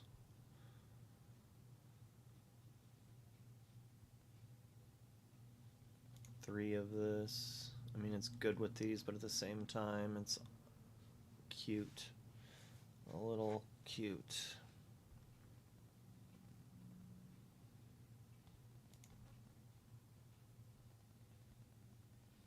Just run 3. Oh, I need to have that stupid card.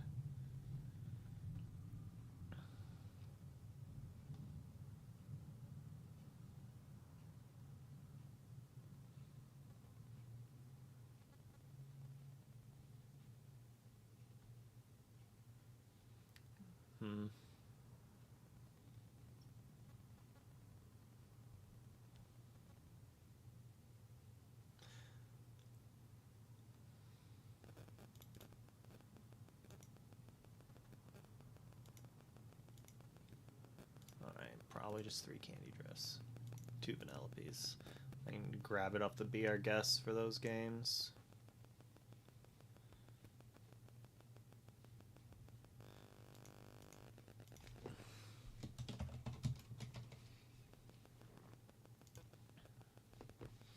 Frustrating thing is I can't build this deck yet because I need all the power lines, right?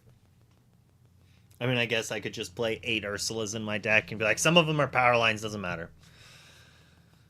The foil ones are regular, the non-foils are power lines. Oh,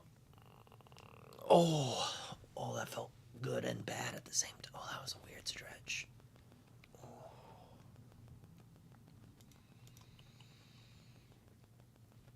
Oh, here we go. Finally get to build a Rockstar deck.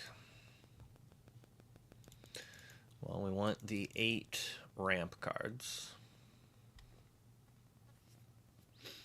For sure.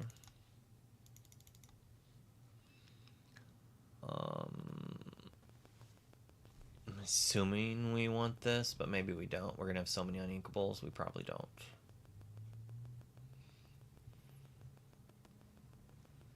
Definitely want Daisy. Maybe Nala, just to have cards to... Oh, I need to add that filter. I'm like, I can't play that card. I'd love to play that card, but I can't play that card.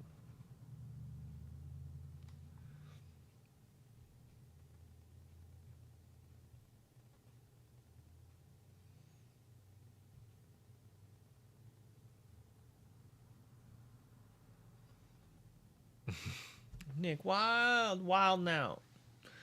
I mean, the Basil support's cute, but I don't think so. Just has to be exerted. Yeah, that's kind of a disadvantage for sure. Be Our Guest is good. Stitch is good. We don't really need the singers because we don't have any songs. Ludwig is alright. Here's our Stitch for the shift.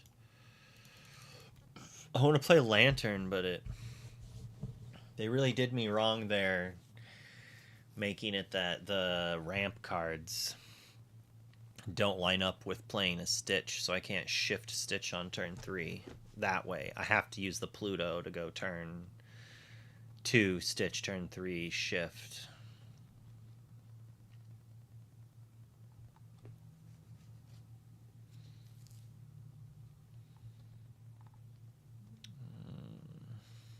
We do need some bodyguards, though, if we want our stuff to stay alive.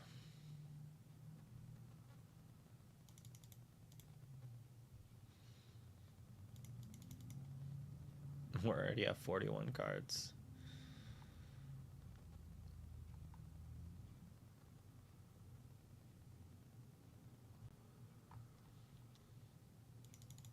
Gotta add the pretty ones.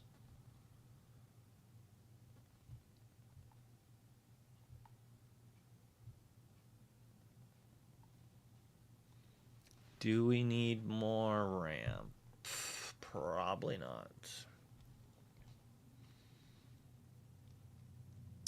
17 uninkables. I don't think I can add Flaversham. Mama Odie on T3. I mean, that would be cute. I mean, if we're trying... I mean, the Cruella is kind of... Like, we're going to have Cruella and Tipo and Ludwig as our ramp, I think. Maybe Chicha could be played with this Cruella deck. We'd have to cut the Prince and probably Daisy. Like, we want the Tipo. We want Visions. It's like we're just doing Visions and Be Our Guest to guarantee we have, like, the Stitches. So if we could do, like, ramp on 2 and then wait a turn or 2. So the turn we're shifting Stitch, we're also playing a bodyguard or one character to get one draw out of it. And, like, if we do a bodyguard, we could draw and quest for 3.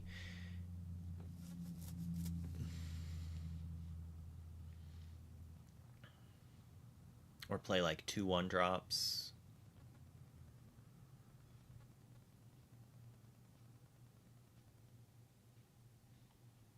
This would be a deck we're probably playing Pongo in.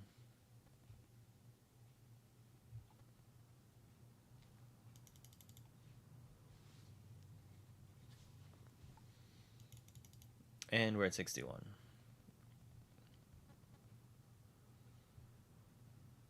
We're gonna have cuts.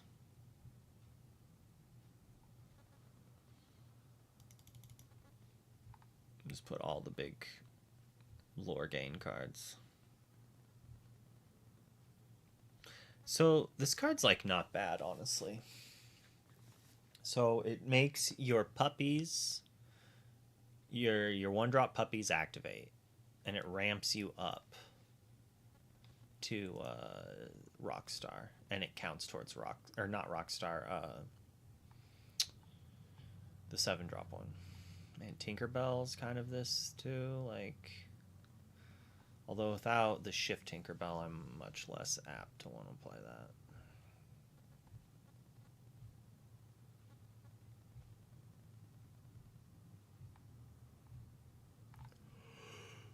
But it is a puppy for this.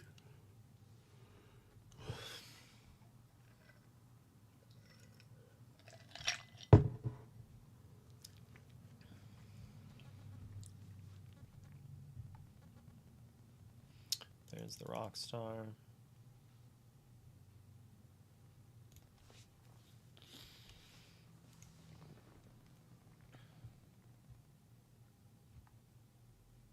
Alright, we'll build puppies after this.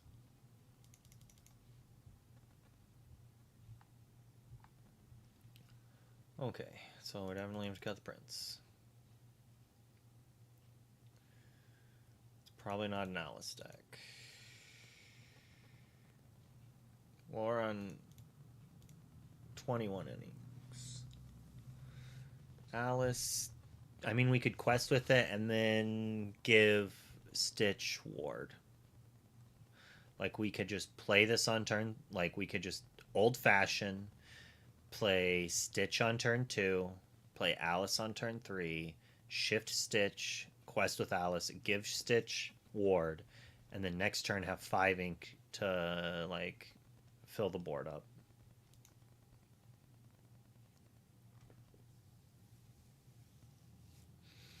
Yeah, I don't know. Daisy definitely is a bigger downside in that regards.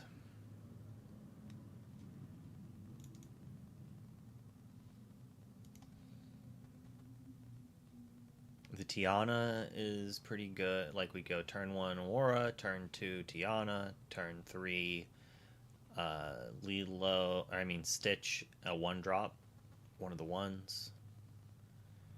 Next turn, quest with Tiana, shift Stitch, quest for 3 with the active Tiana. I think the Lilos are unneeded. I like some amount of bodyguards.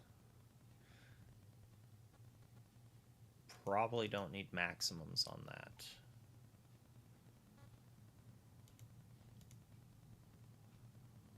It's not like a bad card though. Oh, we don't even have 4 of her in here yet. Oh, okay. Alright. Alright, we'll cut 1 Tiana. We'll cut all of the Alices. Even though I did like that Alice line. Maybe Alice is just better than the Daisy, but the Daisy is something that like I don't think we can go below 16 1-drops actually. If we're all in on Stitch, we need that.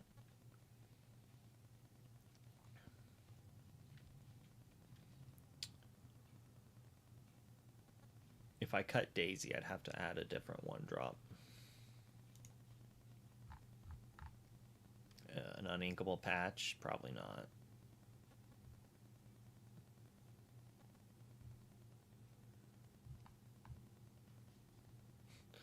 It'd probably be like this Jasmine. Well, I mean, what's better, the Olaf or the Rhino?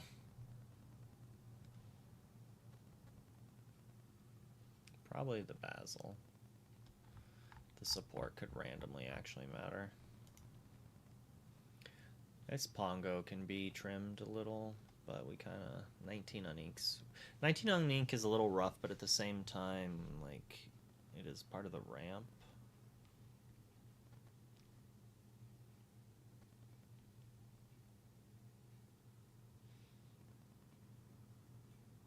And we do need to just win the game. We don't have very many quests for 2s.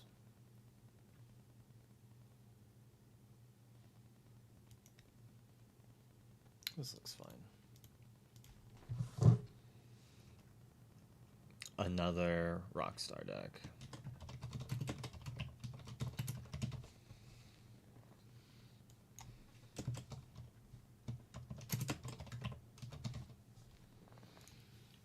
I guess this one was based on the Corella.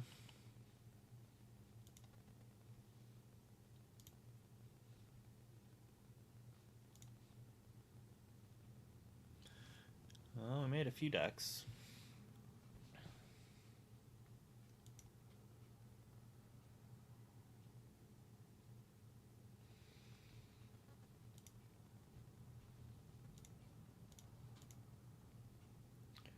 So 13 on ink.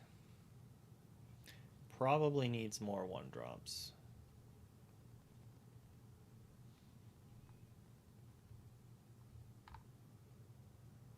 The Pirate's Life are probably too cute.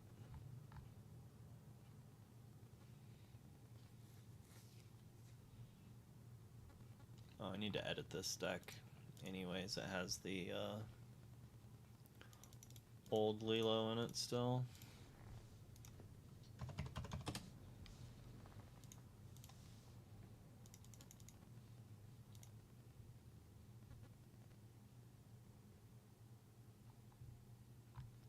How many on inks we at? 13.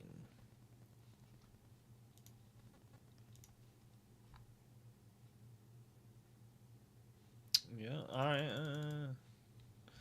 It's a deck. Does it play Mulan? Yes, of course. It's gonna have to.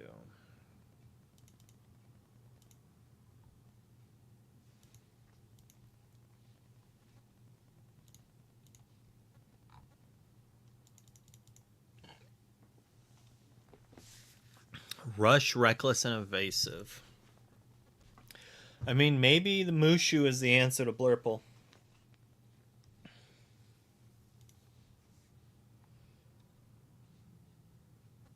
It's also a big character. I can sing Pirate's Life after it does something the first time.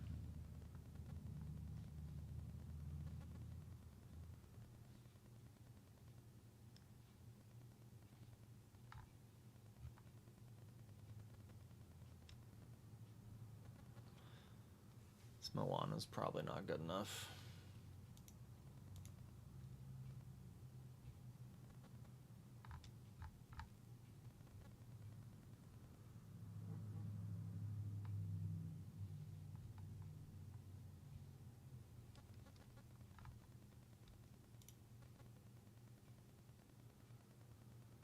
I don't know why I have Beaking in here if I don't have that singer.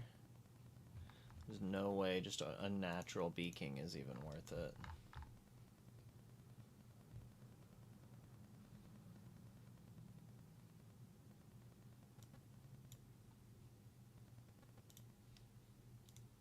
It's like, what's more important, a Lumiere or a Calhoun? I mean, the Lumiere lets the Captain Hook take out daisies. It's like, this deck should be able to take out daisies. The question is, can this deck not just get destroyed by Blurple? Maybe the Maui Shark's better here than the Mulan. The Shark versus Blurple's probably good. I guess the Longboat takes out a lot of Blurple's whatever, you know. No, we want to have some sort of... We'll play Shark with no act. Oh, okay, we've got these. So it's like we need to have something to get back with Shark. A single Pirate's Life is probably fine.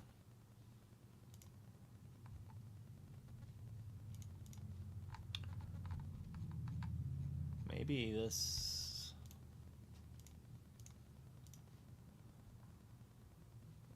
is good. Oh, that's not the one I was thinking of. I was thinking the other one.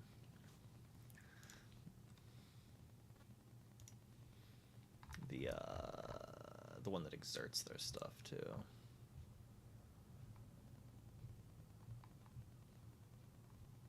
I mean, we could also play Doc. Or, Happy. My boy Haps. So Happy plus a Lilo does get, what? Let me see the plus on it. It does get to, take out a thing. We've got 8 aliens.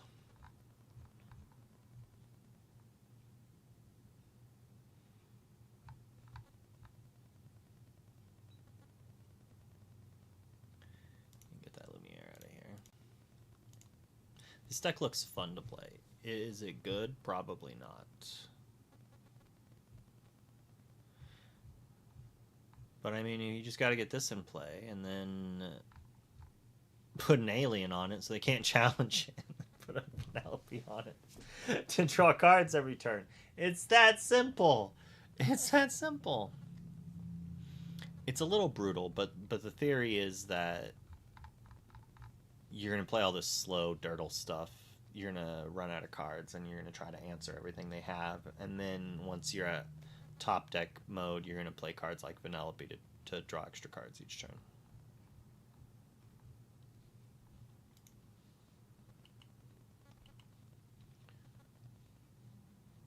Alright, we've made a bunch of Aurora decks, but let's just actually see how many princesses there are.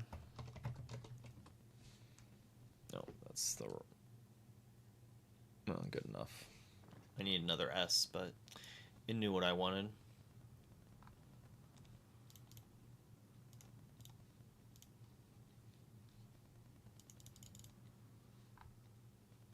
Oh, we can play the slipper combo. Ho-ho. Oh, it lets me put 3 to the deck? Come on, Dreamborn.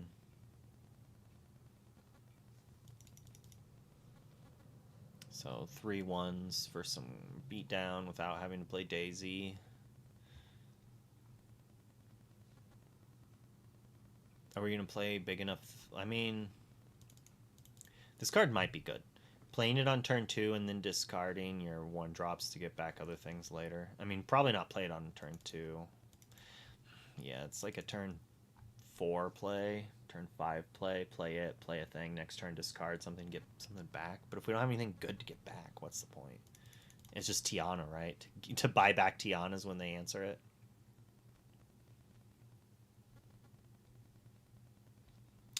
Turn 2 Aerial. Turn 3 Shift Aerial. Woo-hoo-hoo. But you have to have songs.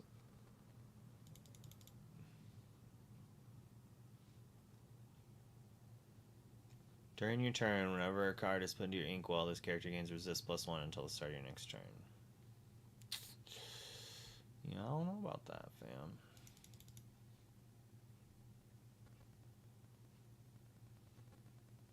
I mean, we could use it to play Snow White.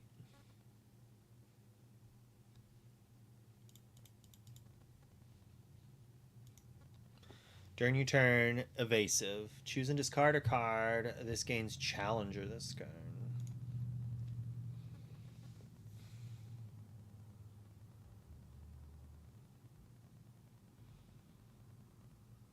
This is a discard outlet for Circle of Life that also sings Circle of Life.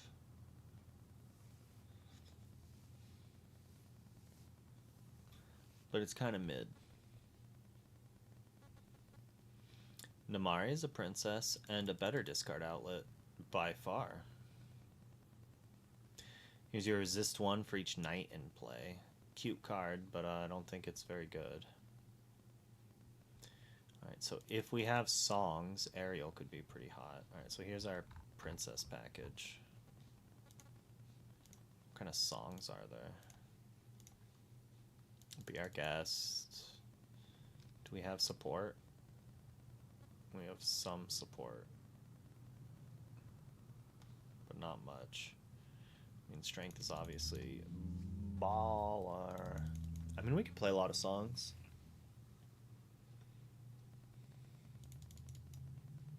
If we really wanted to. I don't think I want the slipper. Mob song. We have no singers, though. Like, I could shift that up, though. Like, there were Aurora that we could do. Turn 2 singer 5.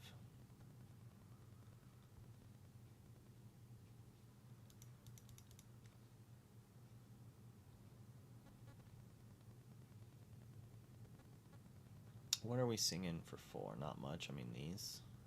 We're doing singer 3. We're shifting it to singer 3. We could do this, we could do this, and we have this. We could do Look at This Family as well. 26 songs, you know how it is. Play all the songs. So playing Be Our Guest makes me want to play Doc. Alright, so we're adding singers this time through. So we want that. When do we want Troubadour? Okay, so we do have like all the singers we ever want. I don't even know if we play Aurora because we have the 8 troops.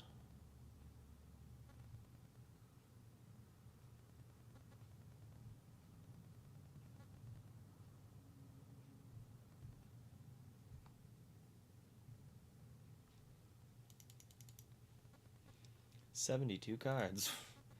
Yeah, we don't want this if we've got Troubadour.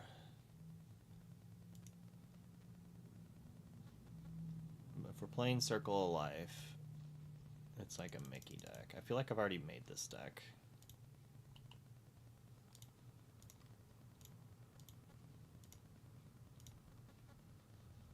Circle of Mickey. Am I just like slowly turning into this deck? I mean, I guess this is an infinity deck.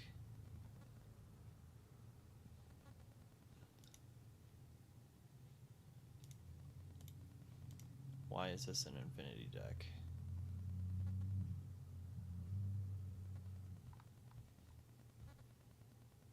What the heck is in this? That's... Yeah, I get... Why am I not playing the Rhino package? I'm silly.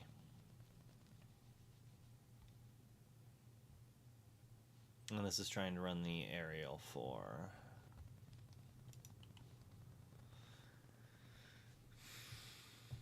I mean, Rhino's not bad, right? But it just requires more. So this is definitely too cute. This aerial's probably too cute.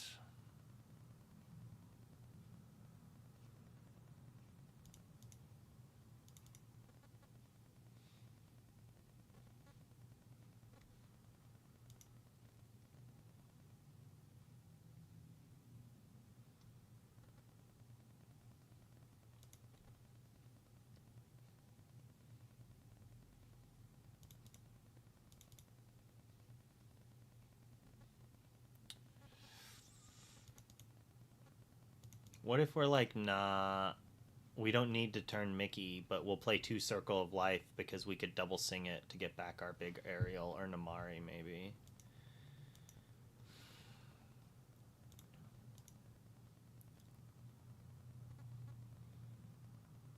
Might not even be worth it. Look at this family, it's definitely not.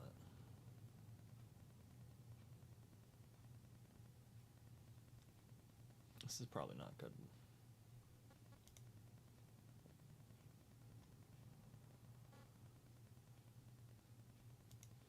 We have so many loot effects, though. I feel like if there was a deck to use the Mickey Mouse Circle of Life, it would be this.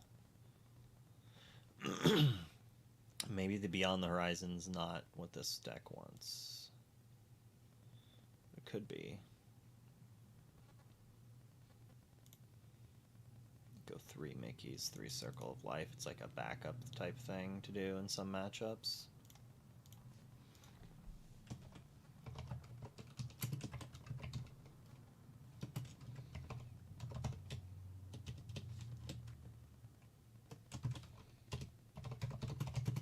Circle of Princess Mickey.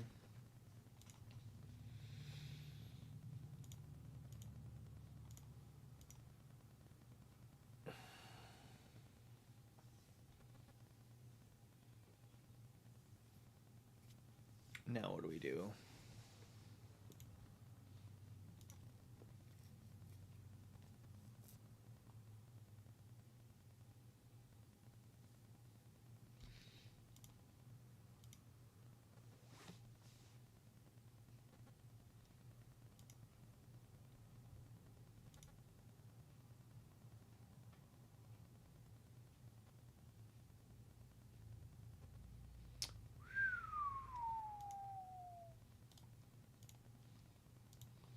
Sorry, looking at some stuff on Twitter. I was like, oh.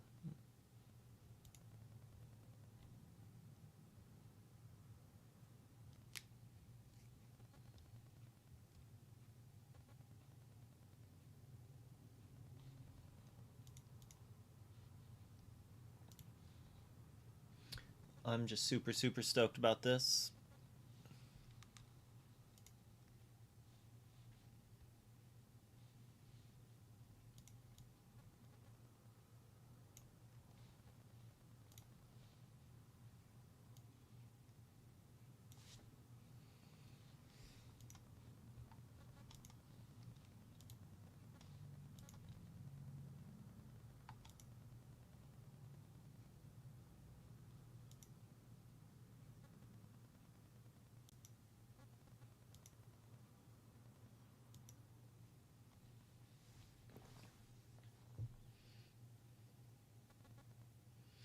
I will definitely be playing this when it comes out on my Monday random game streams.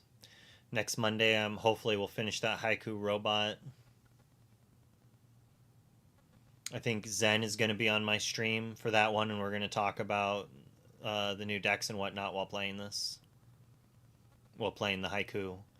And then when this comes out, I think this comes out on the 4th of September, like the day I have to leave for Ink. So I'm definitely going to like get it for my Switch or Steam Deck there's no way my kid would let me take the Switch 2 with me on the trip. He's been all about it, and he can play Steam on my computer, so I'll be playing it on the airplane, and then it'll be frustrating because I'll want to like do things with other people, but at the same time I'll be wanting to play this game on my Steam Deck. Like hanging out with like a bunch of Lorcana people, they'll be playing around me. I'll be sitting in the middle just on my Steam Deck. Guarantee. They announced this like earlier today. Gotta love these screen grabs. Like, what is this? Your thumbnail's not someone doing an O face with the biggest, dumbest expression ever. No one will watch your videos.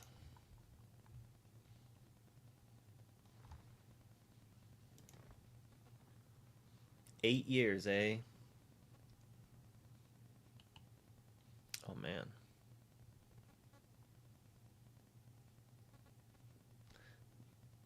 That is some not bad looking Arby's at home.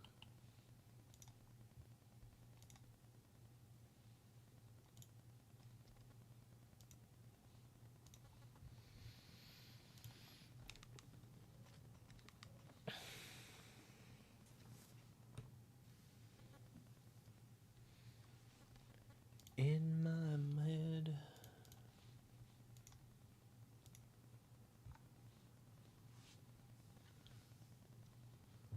What deck should we brew next?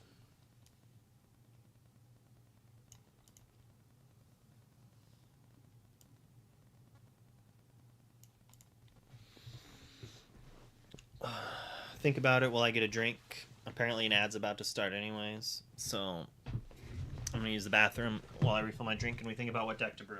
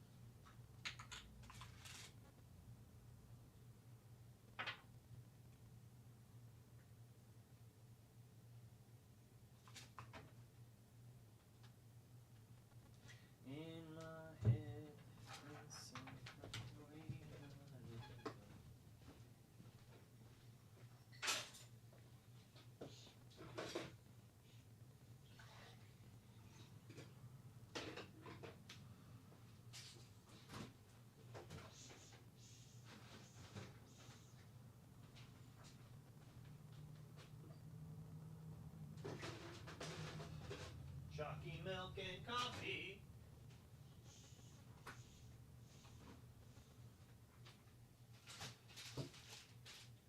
I don't have any roast beef though. Now I want some. I need to go get some salami from Costco.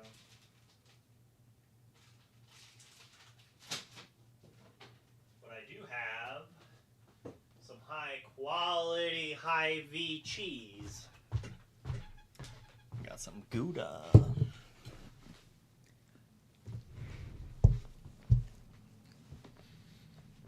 Personally, my favorite cheese for burgers. I think Gouda has an interesting melt, a good texture, and a very good umami for a burger. Otherwise, it's like Gouda, American single, which is not really cheese, but it, it's so good on burger. And then like a variety of exotics. I do like cheddar, but there's no Gouda. So we figure out what deck we're gonna do next. All right, like 15 minutes before I need to take a shower. Although I took 2 showers yesterday, I smell like I haven't showered in a month. The joys of being sick. When I get sick, like if I throw up, my entire body, entirety of it, breaks out in sweat for like 30 seconds. And I was talking to my wife. I was like, I need you to come in and like take my temperature as I'm getting sick. And she's like, I can't do that. I'm a very visceral person apparently. And she's like, can't be around me while I'm getting sick. Reckless.deck. All right, we gotta have better than that. Did I not save this deck? I'm pretty sure I am. Yeah, I did.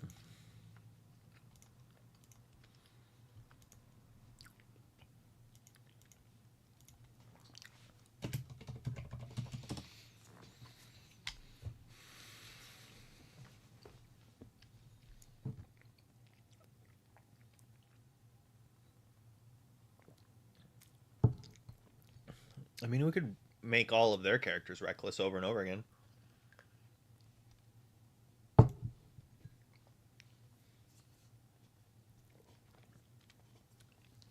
As a combo, we could give double reckless, right? Play this, and then next turn we play this. Be like, bam! This card was. This was like the one of the best Amber cards in limited while testing for Worlds.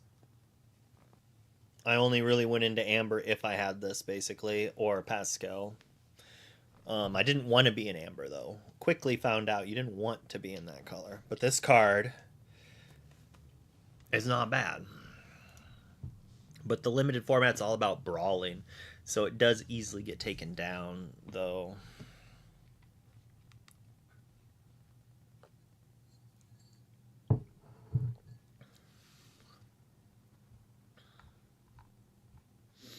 There's not much we could do with Reckless, Justin.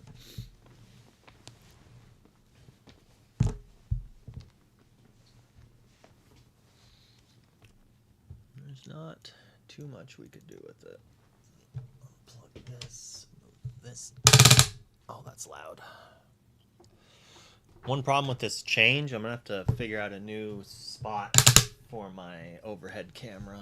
I might have to buy some stupid $100 thing that hangs over the top just because like I can't do it over here.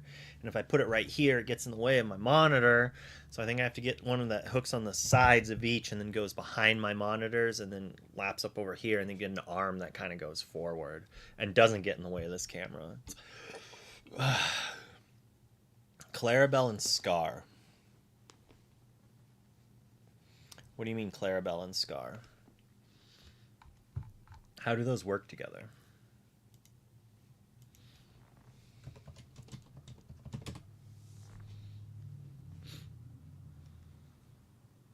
Oh, this Clarabelle.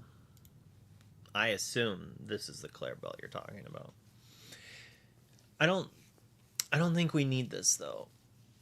I think just Scar and any support character is probably good. But yeah, this into Scar, but then you still have to wait another turn. The problem with Scar is that he had, like, imagine how good he would be if you could just play him and then get the ability in a turn.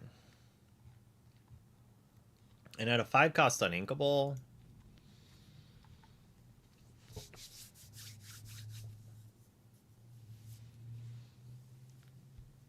it'd probably be too good. Popular decks. OMG Alley! Infinity and Core Constructed, so it's probably Core Constructed.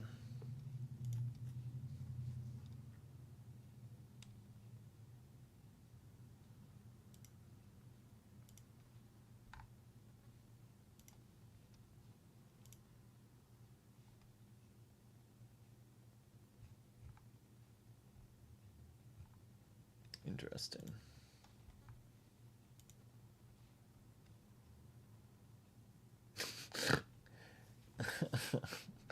Zen tweeting about Silk Song coming out right when the first week, so we can't do both.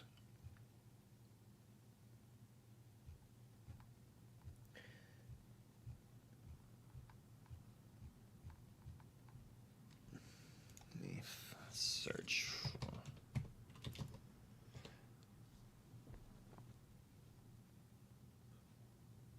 Wait. All right. You found the deck we're gonna brew.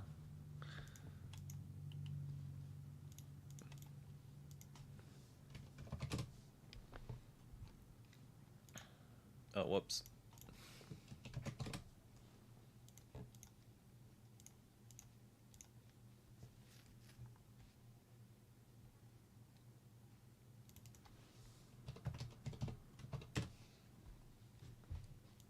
Breezy.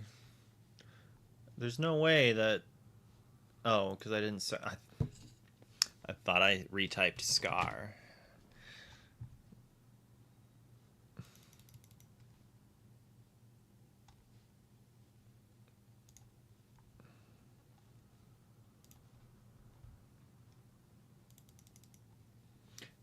It's a shame Prince John's not an ally.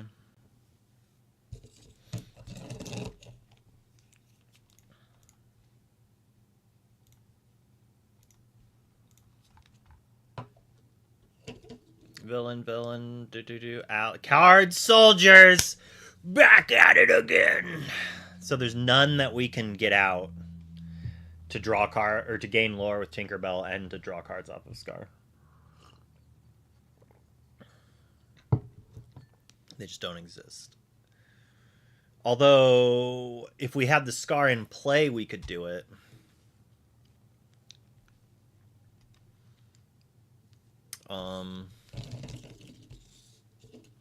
Yeah, the big Tinkerbell's an ally.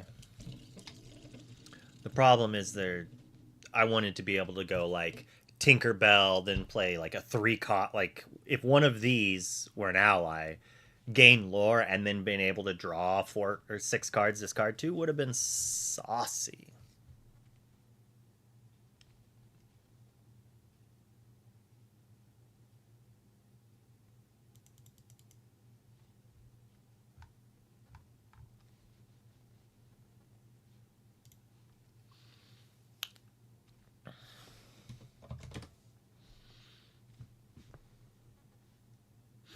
My boy LeFou. We're just like playing the 2-drop Tinkerbell as a shift target, basically. Is there villains that we want to deal 2 damage to? No, not really.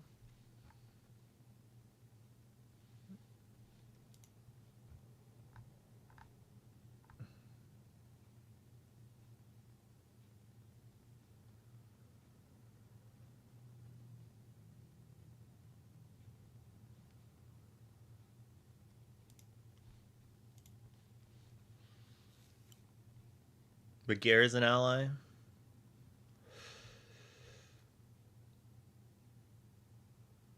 I do like that synergy.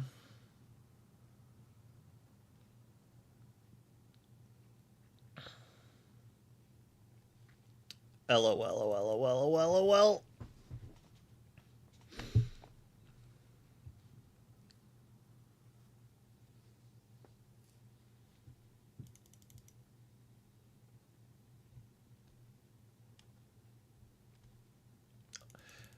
All of the Tinkerbells. We can only do 1, right? Yeah, okay.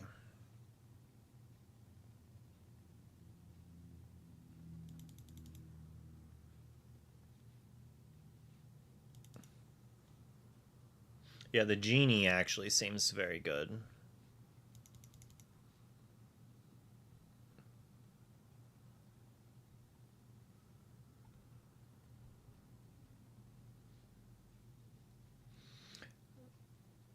I should brew something up with Phil. later. I mean, is this finally a deck for Aladdin? Like, it pumps our other allies.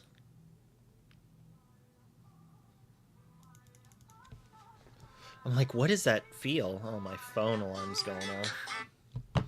Wow, it'd been... Oh, okay, it was like it'd been going off for minutes, but no, just a few. This is not something we want to hit with it.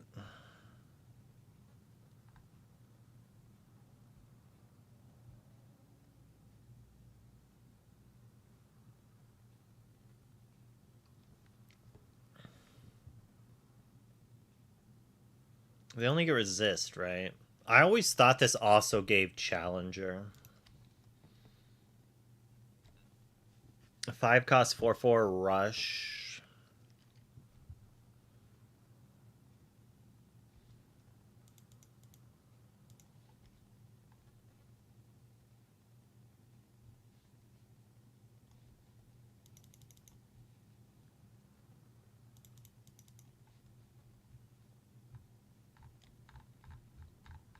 Just jam all the allies. We don't care about anything else.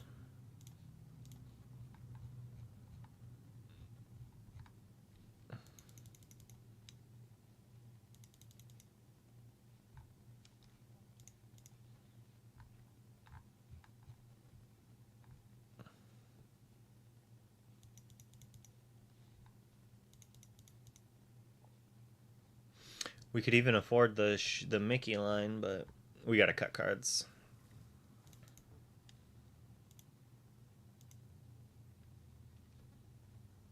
This Goofy's probably too cute. As is Vincenzo.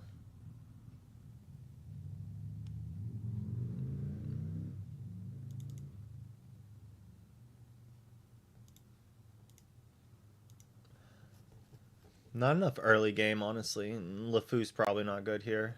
It is an ally, but we probably don't have enough early game. You just got to put the Mulan package in, right? You're uninkable. You're probably just too much of a joke. Mushu as well. We'll cut down 2 of those. Probably don't need 2 Tinkerbell shift lines. LeFou's mid. Alright, that gives us enough to play her. I mean, this princess seems good too, but we only with 1 song, not good enough.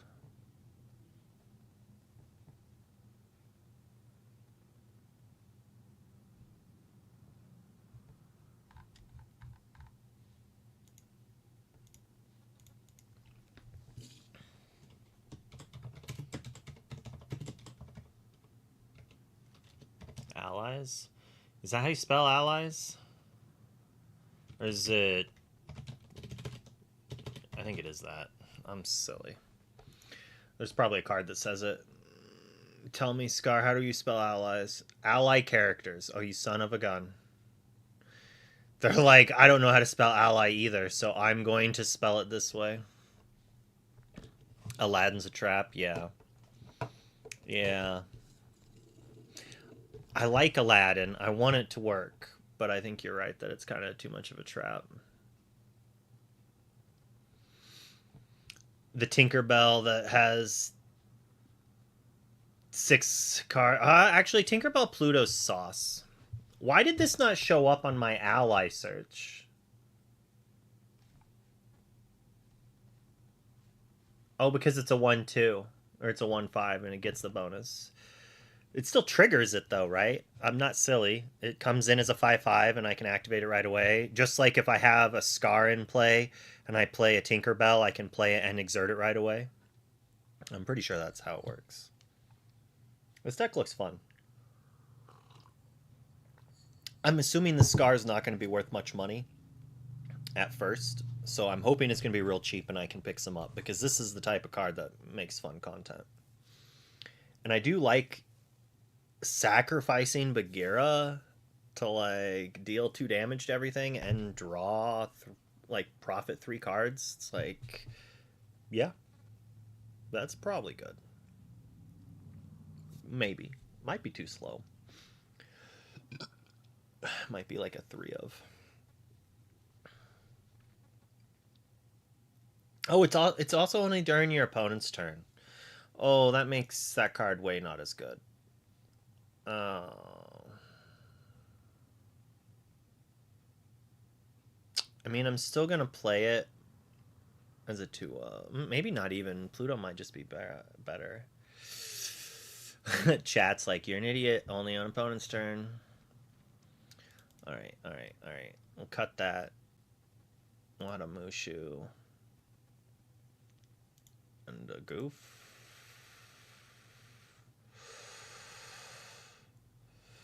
LeFou. I like LeFou. I need to add more cards. It's not enough. Smash, smash. If Dumbo's really a card. Tune your face. Yeah.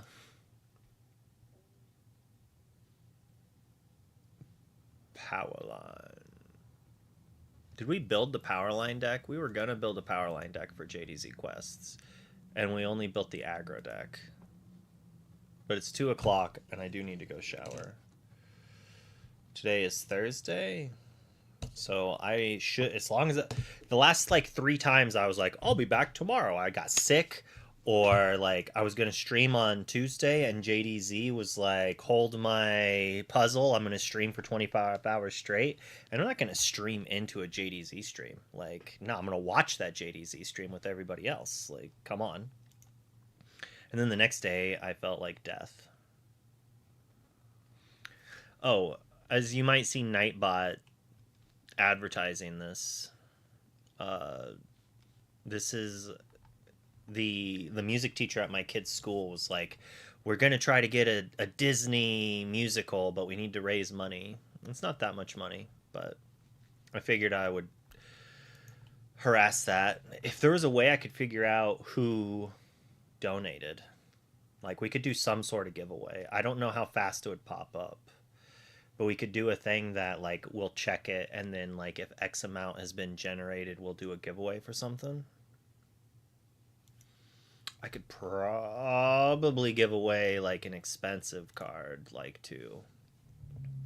Like we could probably do like a $400 or $500 card or something to like push it over the limit. Or I could like, we could do a thing where if it got done within like the X amount of time, I would give away like a play set of DLC Rapunzels or something like that, up to like that, maybe a little more since that card's dropped down to like 100. We need to figure something out.